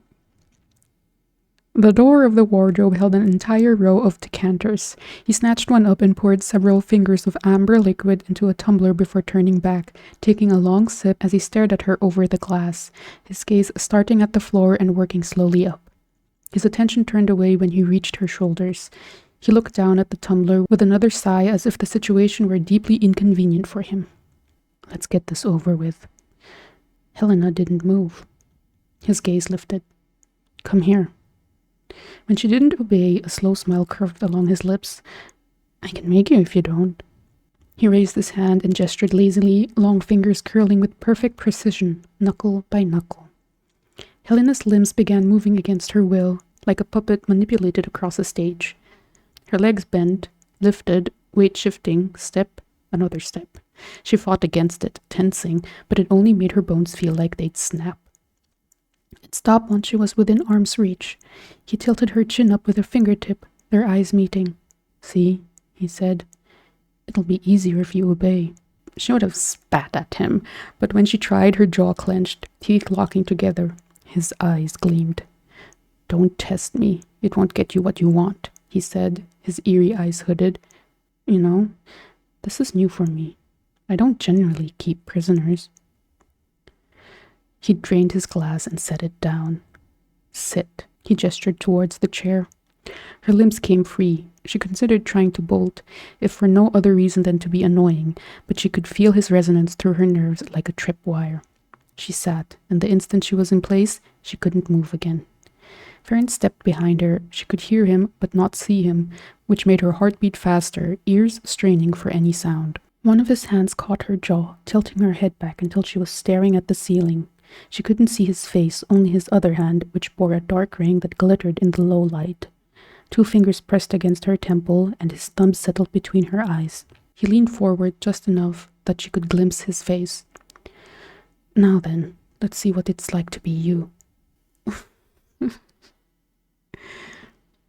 Okay, guys, I like that. For me, that reads as sexual tension. The transference then begins, and it's done really well. What caught me wasn't so much the mechanics, but the dynamic between Helena and Farron inside her head. He keeps pushing her past her resistance, and yeah, my little kinky brain liked that. That's when I got hooked, because I was like getting more of a feel of their dynamic. So much of what happens is hard to follow, but even in this delirium, Helena tries to hurl herself from a balcony, the one that overlooks the hallway, but Farron stops her. I loved the banter, so I'll read it to you guys. Don't you dare. She tried to jerk loose, lunging towards escape, but he dragged her back from the railing and down the stairs as she beat and clawed at him, trying to rip herself free. He didn't stop. He pulled her through the house, practically kicking in the door of her room before shoving her onto the bed. Helena collapsed, breathing unsteadily, hands and wrists throbbing. Did you think I didn't know you tried to kill yourself? Farron asked venomously, as if there's anything the eternal flame loved more than dying for their causes. I thought you liked us dead. Her head hurt so much she wanted to vomit. He gave a barking laugh. Consider yourself the sole exception to that rule. The High Necromancer wants your secrets, and until he has them, you will not die. He glanced around her room, and his eyes seemed to glow. He closed them, shaking his head. I thought transference would be enough for one night, but it seems you're determined to make this as difficult for yourself as possible. He leaned over her. Helena stared at him in dread. Let's see what other ideas you've had. His cold fingers pressed against her temple.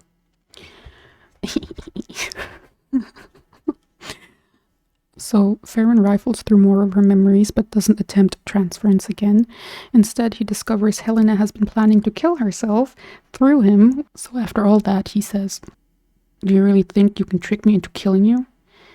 She stared stonily at the canopy. You're welcome to try. So when Farron leaves, Helena reels from the aftermath of the transference. Her mind is shattered. Painful memories surface, but in fragmented, incomprehensible ways. I won't recount the sequence for you guys, but I hope that somewhere in there a hint was planted for future events. Helena comes to days later. She's still weakened. On her nightstand, she sees vials. One of them is arsenic. She tries to take it, but Farron in that moment enters with the nervous Peter Pettigrew character.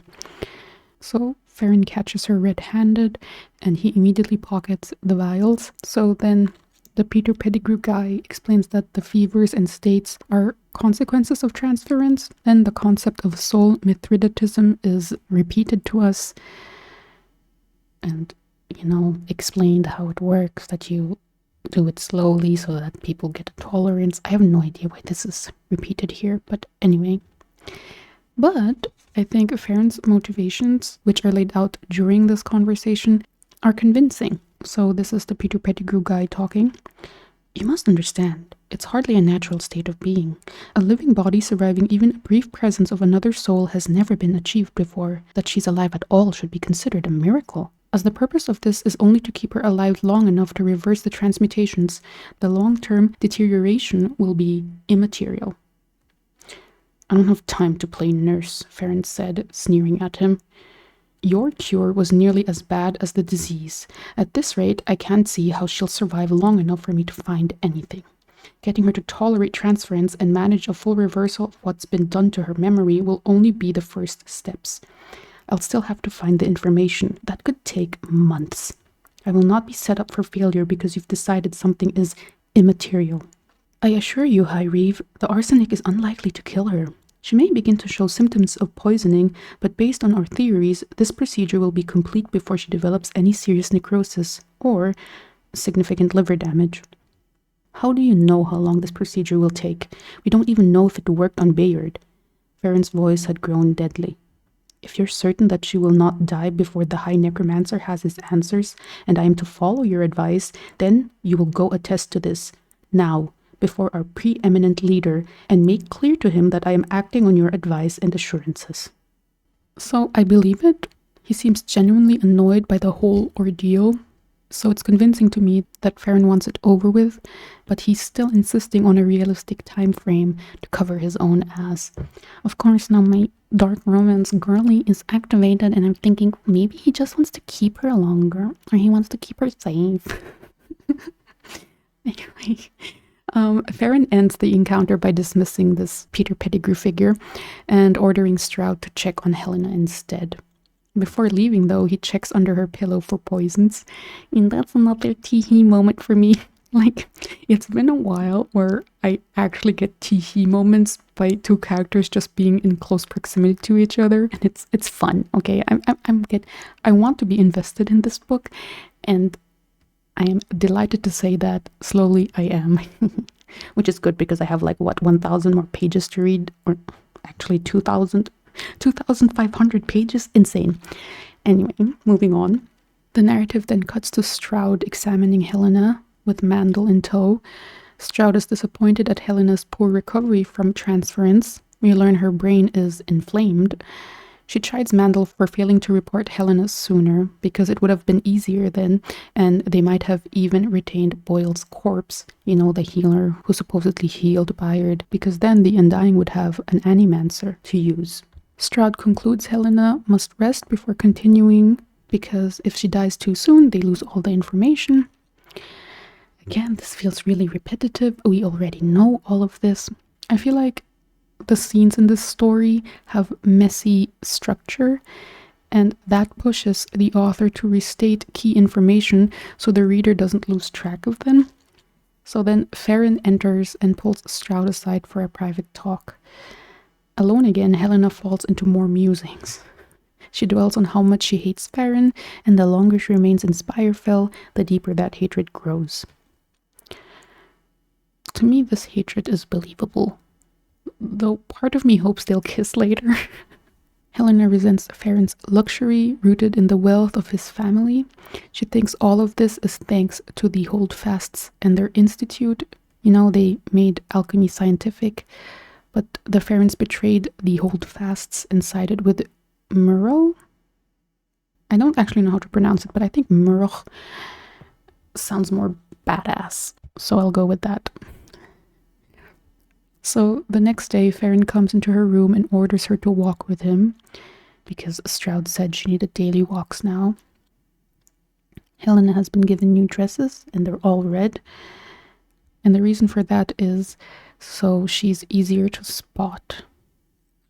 Again, this is straight out of The Handmaid's Tale. In the courtyard, she is free to wander, but instead she notices the headline on Farron's newspaper, which was "Eternal Flame Terrorist Seized." Farron then offers her the paper.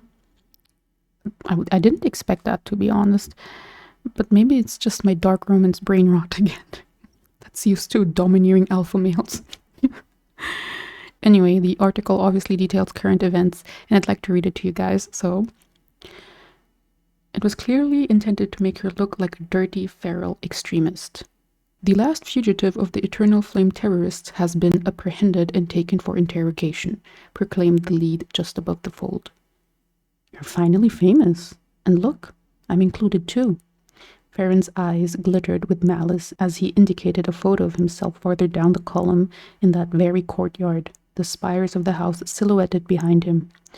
Just in case anyone wants to know where you are, or who's keeping you. Helena looked at him in confusion.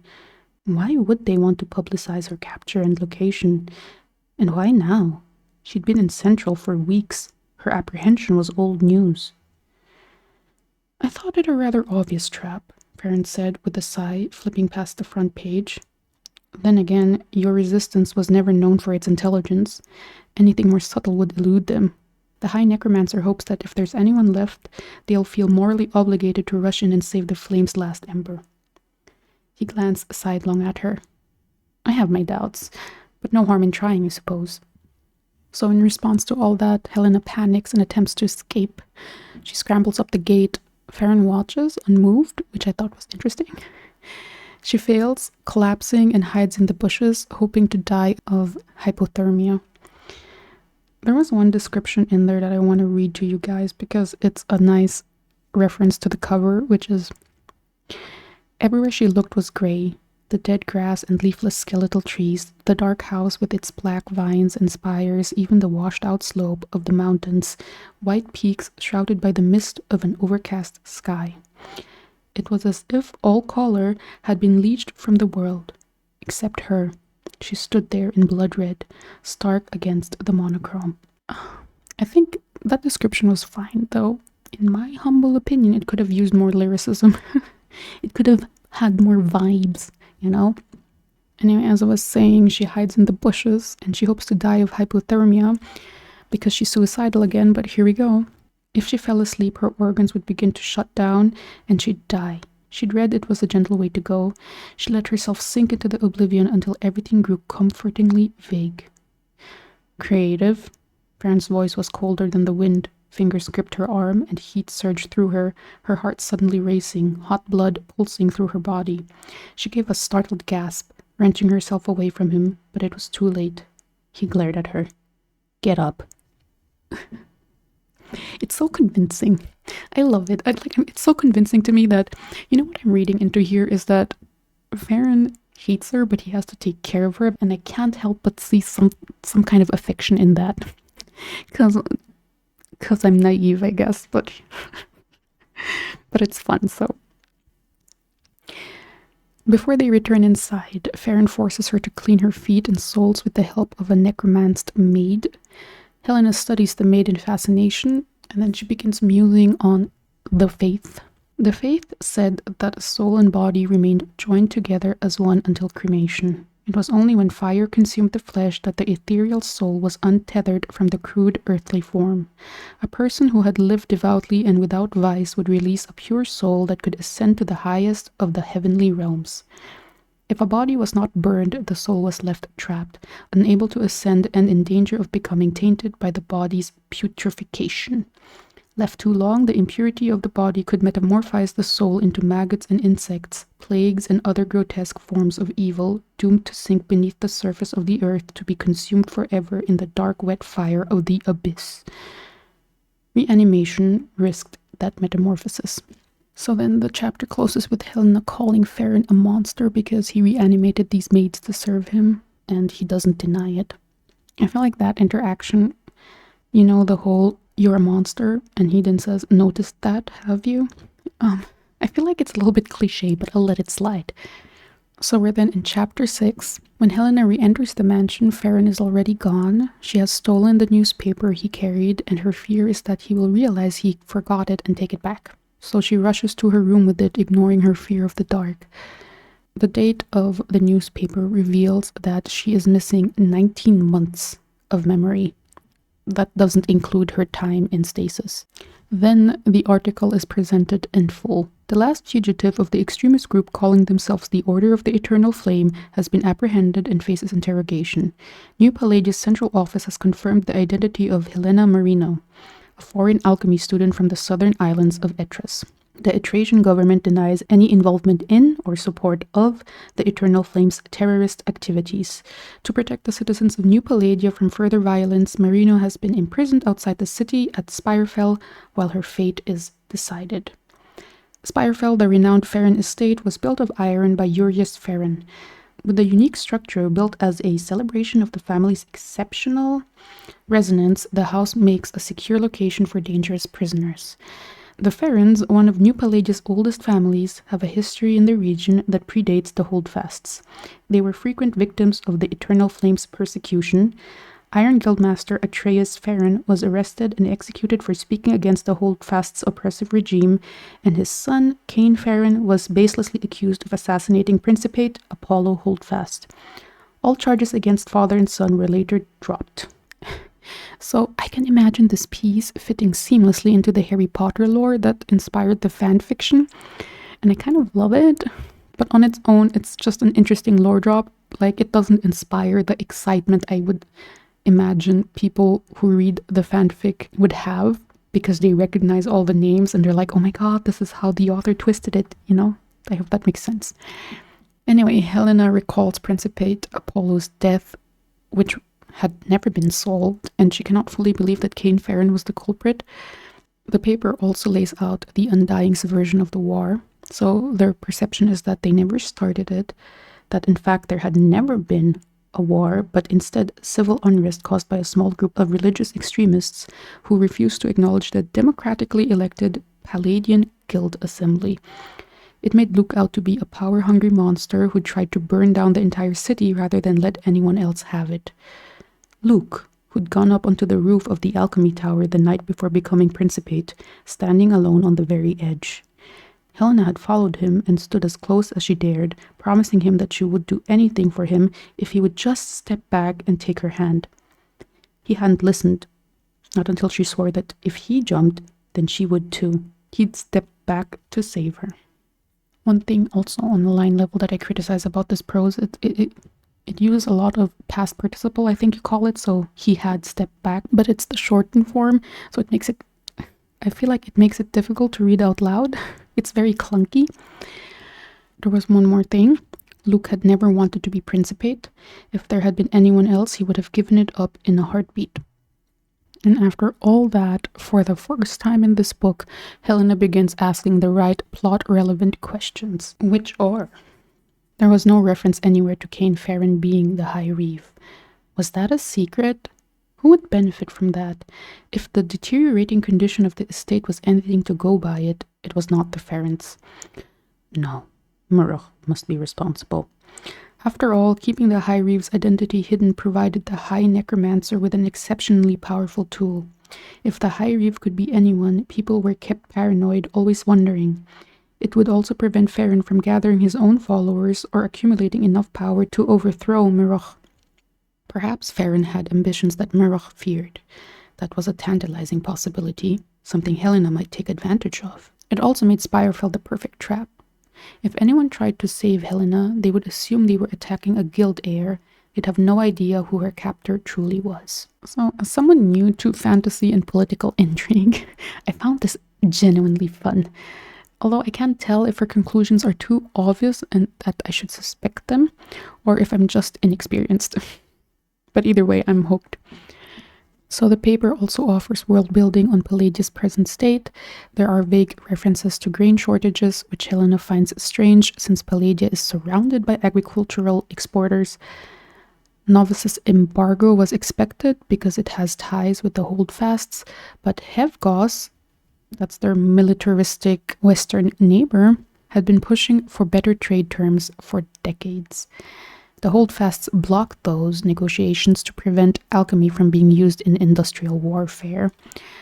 But, since the holdfasts are all dead, why aren't Palladian and Hevgos allies? The paper also mentions that a Palladian envoy has gone to the Eastern Empire, and Helena suspects that's Shiseo. Aurelia also appears in the paper. She's depicted as a socialite. And finally, the fanfiction's link to the Handmaid's Tale universe is made explicit.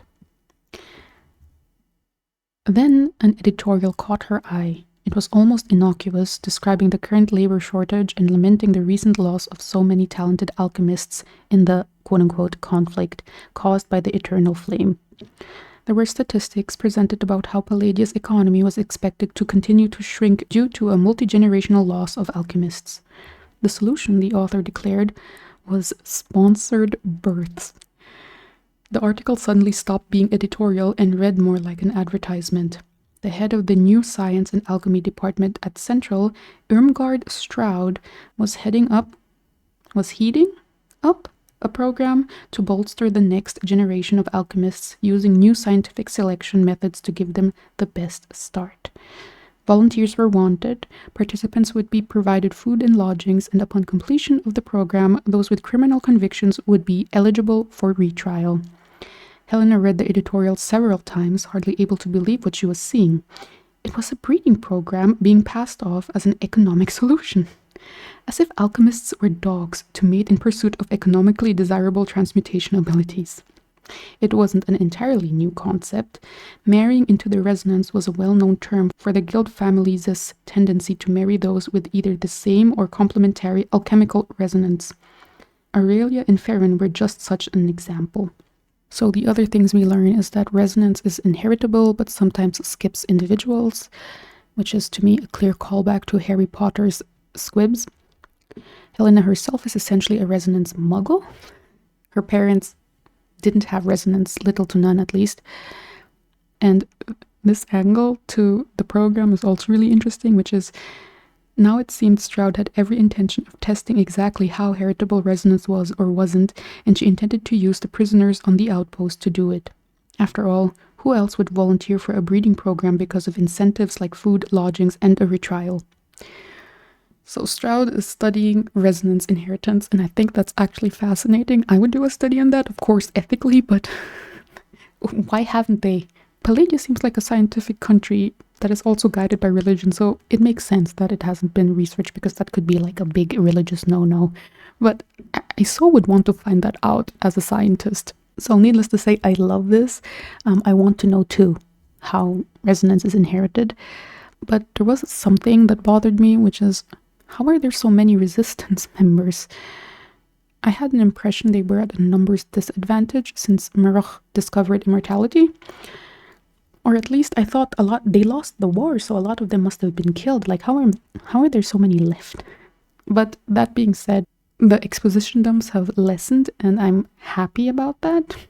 Maybe, hopefully, we have all the heavy setup behind us. So after finishing the paper, Helena takes a shower. She notices scars across her body, scars she doesn't remember earning. And the interesting thing is that they didn't seem to be healed with vivimancy, and her mind is kind of trained not to perceive them. So then I asked myself, did Helena actually fight in the war and just wasn't recorded? So, and also, why wouldn't she heal herself? What the hell is going on? Now I'm like, these questions have me hooked because they're plot relevant and they're interesting, right? The next day, Farron enters Helena's room by tossing a cloak at her, ordering her to walk again with him. On the way outside, she finds a way to discard the newspaper. What bothers me about this entire thing is that it's not acknowledged that Farron could technically read her mind at any moment, right? So what's the point of secrecy if her thoughts aren't safe? I mean, sure, he hasn't done it in this scene yet, so she's trying to maybe extend the secrecy for as long as possible. But the thing is, her inner monologue doesn't grapple with this contradiction at all. So back to the story, Helena muses about stabbing Farron with a stick when she's outside, if she found one. I find that is so inconsistent. Why is she suddenly focused on killing him now, when just before her fixation has been killing herself? That's what I mean. Her internal world feels muddy.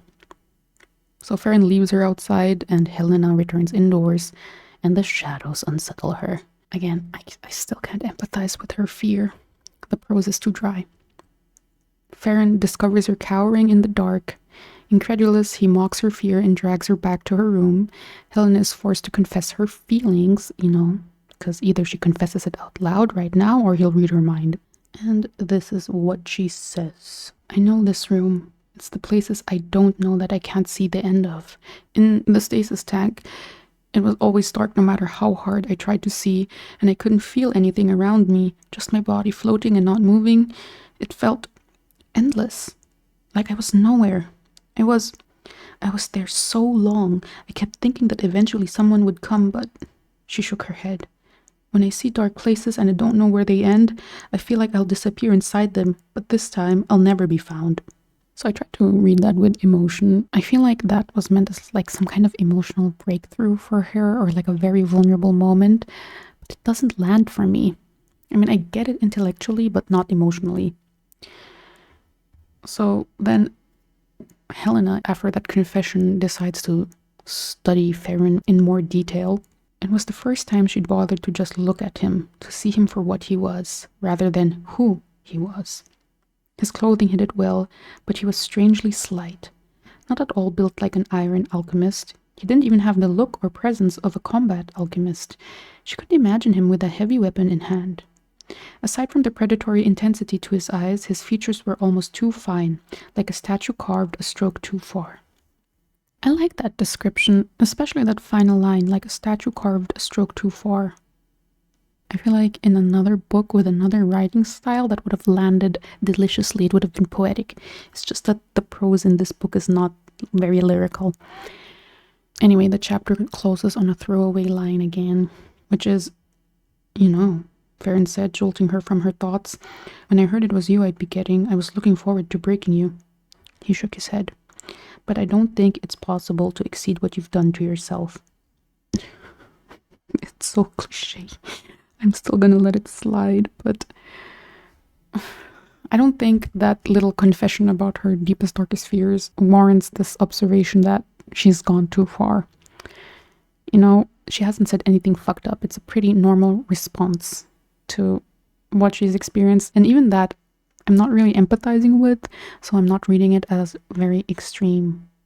Chapter 7, Helena and Farron now take regular walks to the courtyard. When left alone, Helena fights her fear and begins venturing beyond her room, searching the mansion for a weapon to end her life before the next transference. So, and now we're back to her wanting to kill herself and not Farron. See what I mean? Anyway, if she lingers outside too long, necrothals, the soulless reanimated corpses, appear to monitor her. In one exploration, she discovers a room with a cloaked portrait. She lifts the cover and she finds a Farron family portrait. So we get a description of Atreus Farron, Cain's father. He's large, with a typical blacksmith figure, has dark hair with heavy brows and pale blue eyes. Then we get Cain's description, which is, Cain Farron stood beside his father. He looked exactly as she remembered him from the Institute, so unlike the distilled iteration he would become. His face was fuller, and while he was almost the same height as his father, he had none of the build that made the patriarch so intimidating. Farron was gangly, with the air of a colt. His manners were a clear imitation of the man looming beside him. His brown hair was lighter than his father's, but styled identically, his expression and posture also mirroring Atreus, dark brows drawn down over hazel eyes. And then we get a description of his unnamed mother, who is the central figure of this portrait. She has a willowy frame and gray eyes. If Helena had seen a portrait of her alone, she would never have guessed that this was Farron's mother, but side by side she could see her influence in his build, the way her features softened Farron's, erasing the harsh, hawkish angles and build he would have inherited from his father. But there was the greatest likeness in their mouths, and something in the light and tilt of their eyes. I have to say that scene was kind of meandering, but I guess it was put there to describe Farron in more detail and his parents. I don't know why. It's there, so. The painting feels unfinished. It's missing meticulous detail expected of such a family commission. And then we cut to another Stroud inspection. Helena's inflammation is nearly gone, and Stroud recommends monthly transference sessions. Helena has been suffering seizures during recovery. Helena didn't know this. So Stroud then says that, I could recruit you for my new program, which Helena quickly dismisses by revealing that she has been sterilized. The faith forced her into it under the belief that, quote-unquote, vivimancy is a corruption that begins in the womb. That kind of surprised me, that she is not a candidate for the reading program, because I was expecting those Handmaid's Tale-esque ceremonies, but it kind of makes sense that she's excluded from it, because sexual assault kind of feels misplaced in the story. At least I don't know how the narrative would twist into that. So I have to be honest, I'm also a little bit nervous that the story might drop it on me later as a shock. I just hope if the story does it, it makes sense to me and it doesn't feel gratuitous. Anyway, Stroud then reveals that the Eternal Flame conducted their own Lebensborn project. So, devout doctors monitored pregnancies usually, and they terminated those showing signs of vivimancy and necromancy. I love that. I love the moral blurring here, where, quote-unquote, good people are doing evil things, because now I'm expecting evil characters to do good things as the story progresses, right?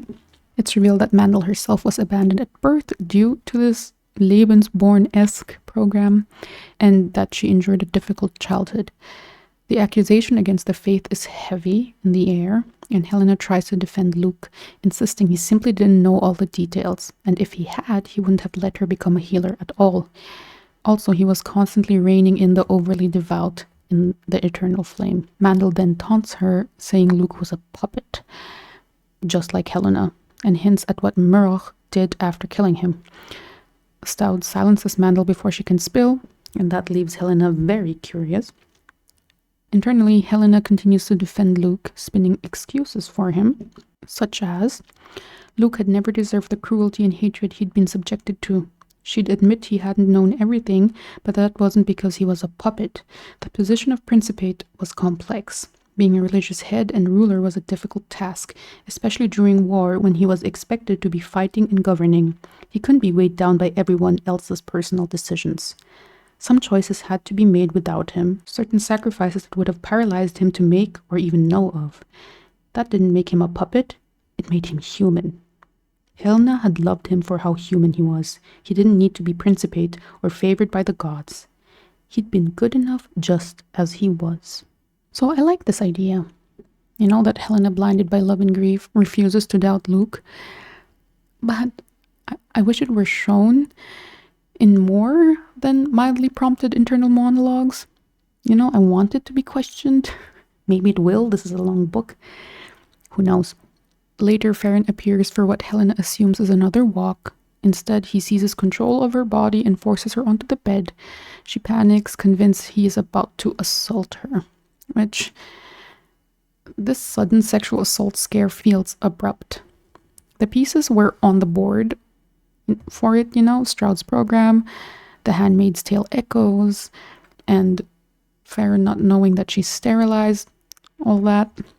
But the narrative didn't string them together in a coherent emotional progression, so when the worry is on page, I was just like, what? Where is this coming from?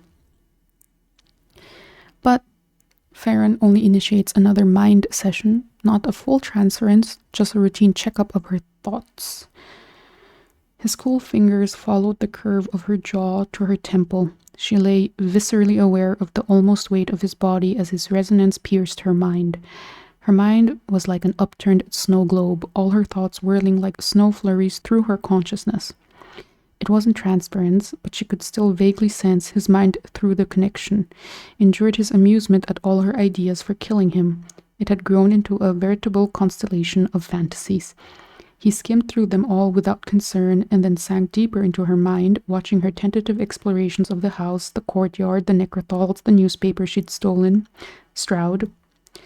The only moment in which she felt any glimmer of a reaction from him was at her constant thoughts of Luke, the scale of her grief. That last line made me go, tee. You know, why pause at her memories with Luke?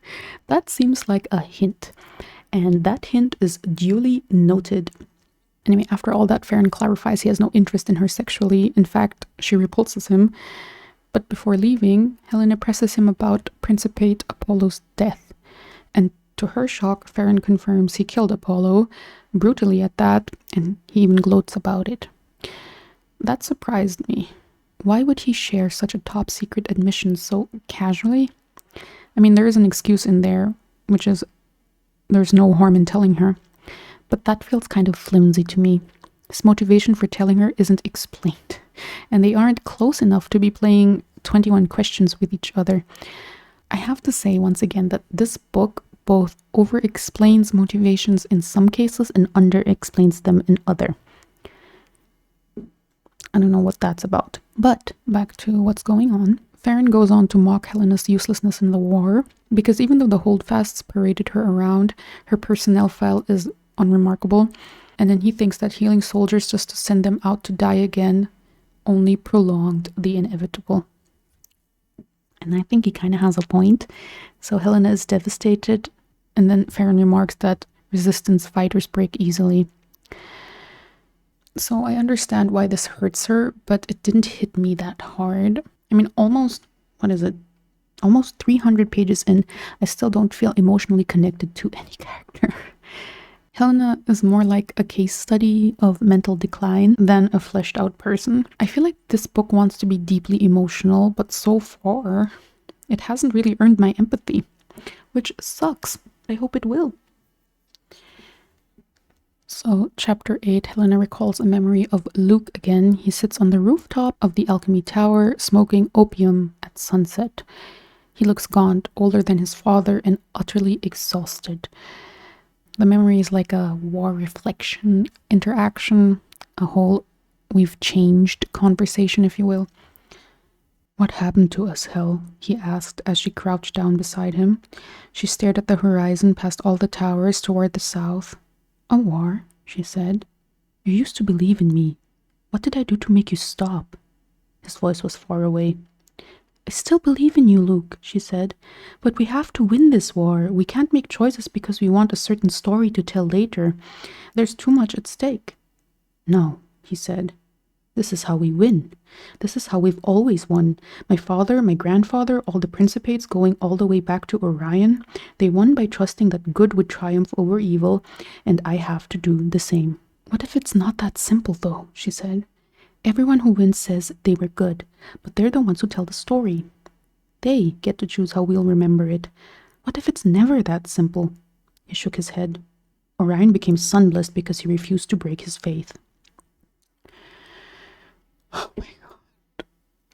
Yeah, the book is making Luke insufferably good. I get it. Also, I think like this is elementary things. You know, history is written by the victors is not a very uncommon thought, I think. And it's super fucking weird that Luke doesn't acknowledge that. Is he dumb? I don't know how old he is at this point, but if this is mid-war, he would have been like, I don't know, not 16 anymore, and I would expect him to at least acknowledge that fact, but I guess not. Anyway, during that memory, Helena wants to heal him by touching him, but Luke refuses to be touched by her, and I thought that was super fucking interesting. So the obvious hint there is that Luke might be rejecting her because he knows she uses vivimancy to heal, and that's against his faith. Anyway, he's such a fucking idiot. The story moves on by Helena waking, trying to parse the dream memory. She doesn't remember Luke ever smoking opium.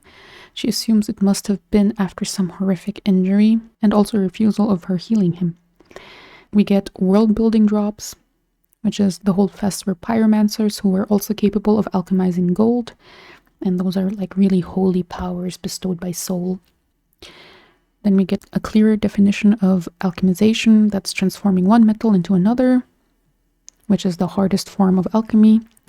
One of the original axioms, I guess, is that metals could only be turned into less noble forms. Then Orion Holdfast discovered that ignoble metals could be purified into noble ones if and only if the alchemists had a spiritual purity. That's why he could produce gold, because the holdfasts are spiritually pure.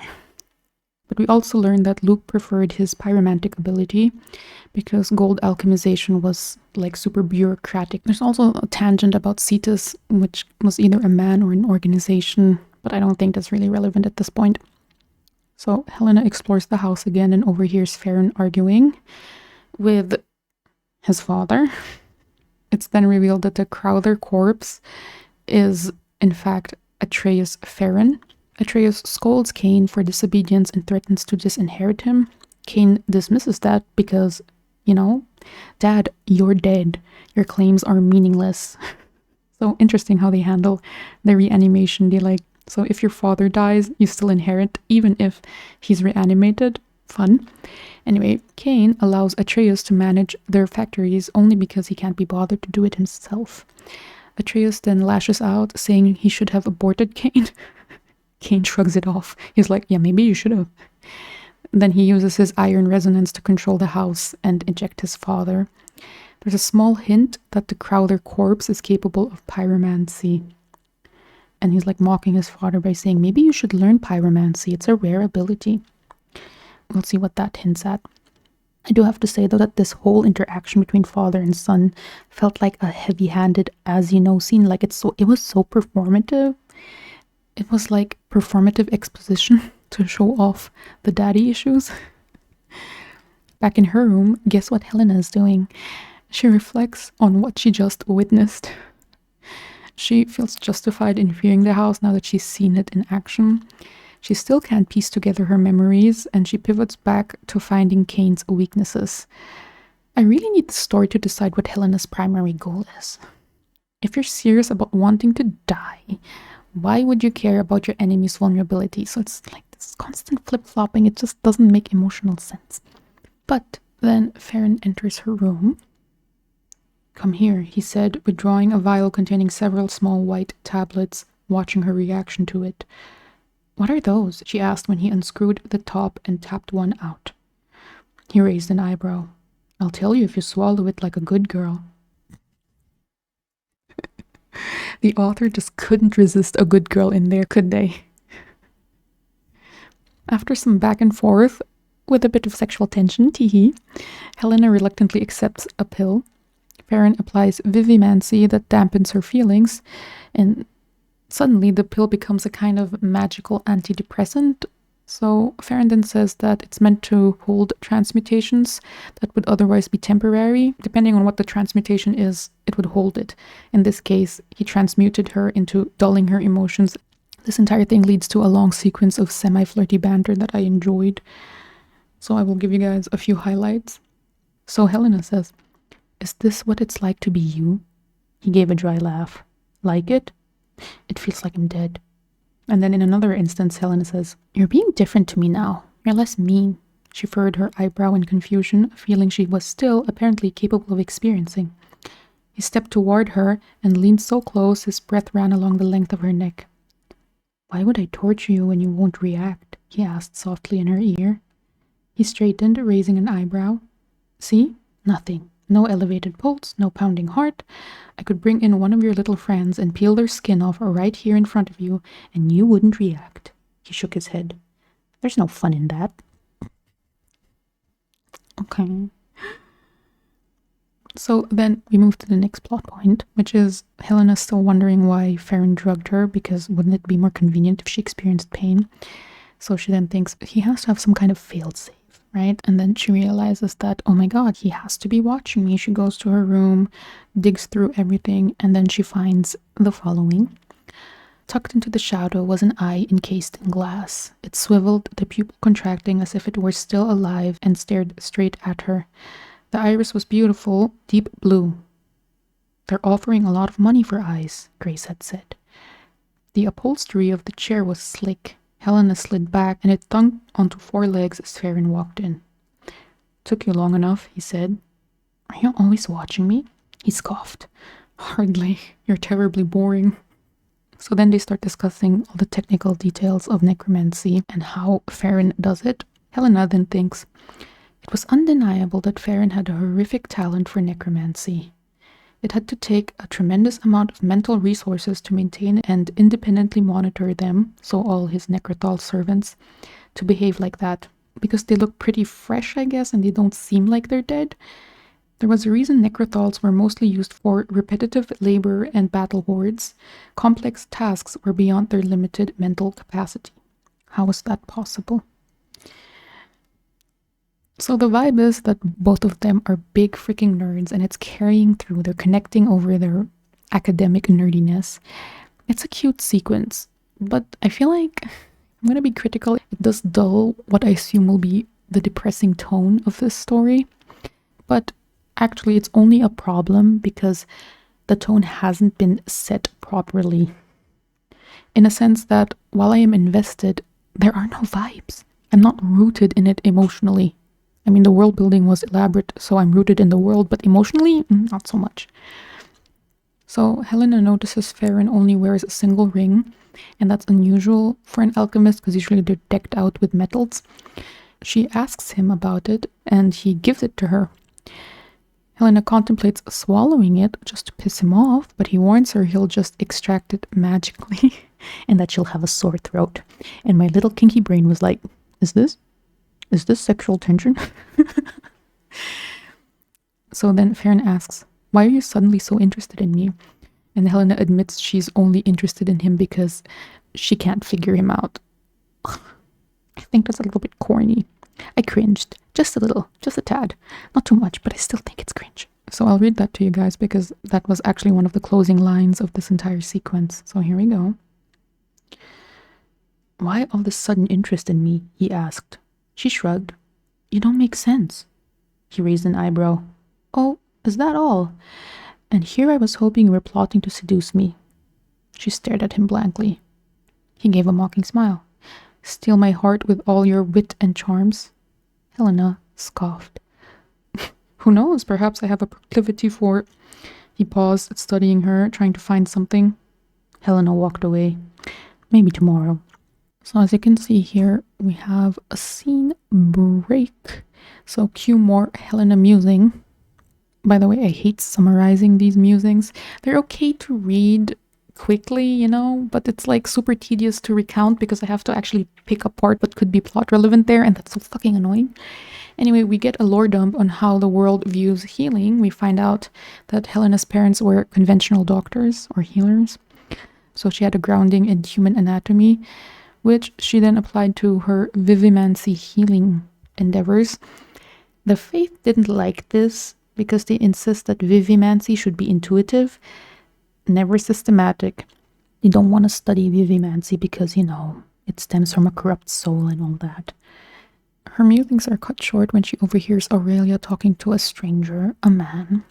So Aurelia is complaining that the Necrothals in her house are old stock, while the other wives get fresh ones. Cain insists on keeping their Necrothals indefinitely. Also, we learned that he prepped the whole house for Helena, so, you know, make it suicide-proof, I don't know. Aurelia envies her peers, who can command their Necrothals to commit horrors, but Cain forbids her from doing that. He says that if you want to do that, then get your own. Again, the book really wants me to hate Aurelia. I just refuse. How can I hate somebody who's not fleshed out? The next morning, Helena crashes from the pill. She's wrecked with depression. And, you know, there are some gut punch lines in there, but they don't land. Again, because the emotional narrative is not only muddy, but also written so dryly. Let me read it. She slumped down, shivering limbs leaden.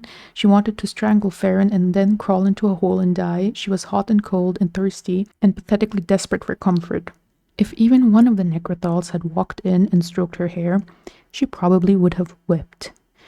A wave of loneliness struck so sharply she gave a heaving sob and almost burst into tears anyway. The door opened, and one of the Necrothals did enter, but only to clean the mess.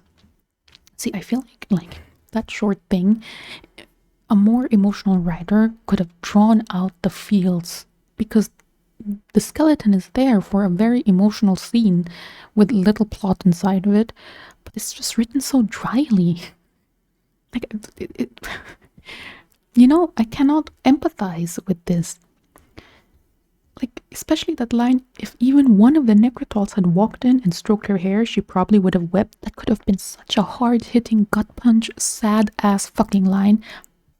But it doesn't read that way. What I'm trying to say is the scenes themselves have potential, but I'm just almost so saddened, so frustrated that it wasn't fully drawn out on the emotions. Because, again, I want to be feeling it too. I'm not feeling it right now. Are you feeling it, Mr. Krabs? So we're now on the last chapter that I've read for this sitting, chapter 9, during which Helena receives a note that came with her lunch saying that the next transference session is tonight.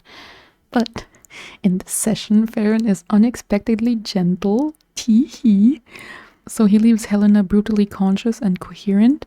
So while he's inside her mind, Helena hurls insults at him that Farron just simply ignores.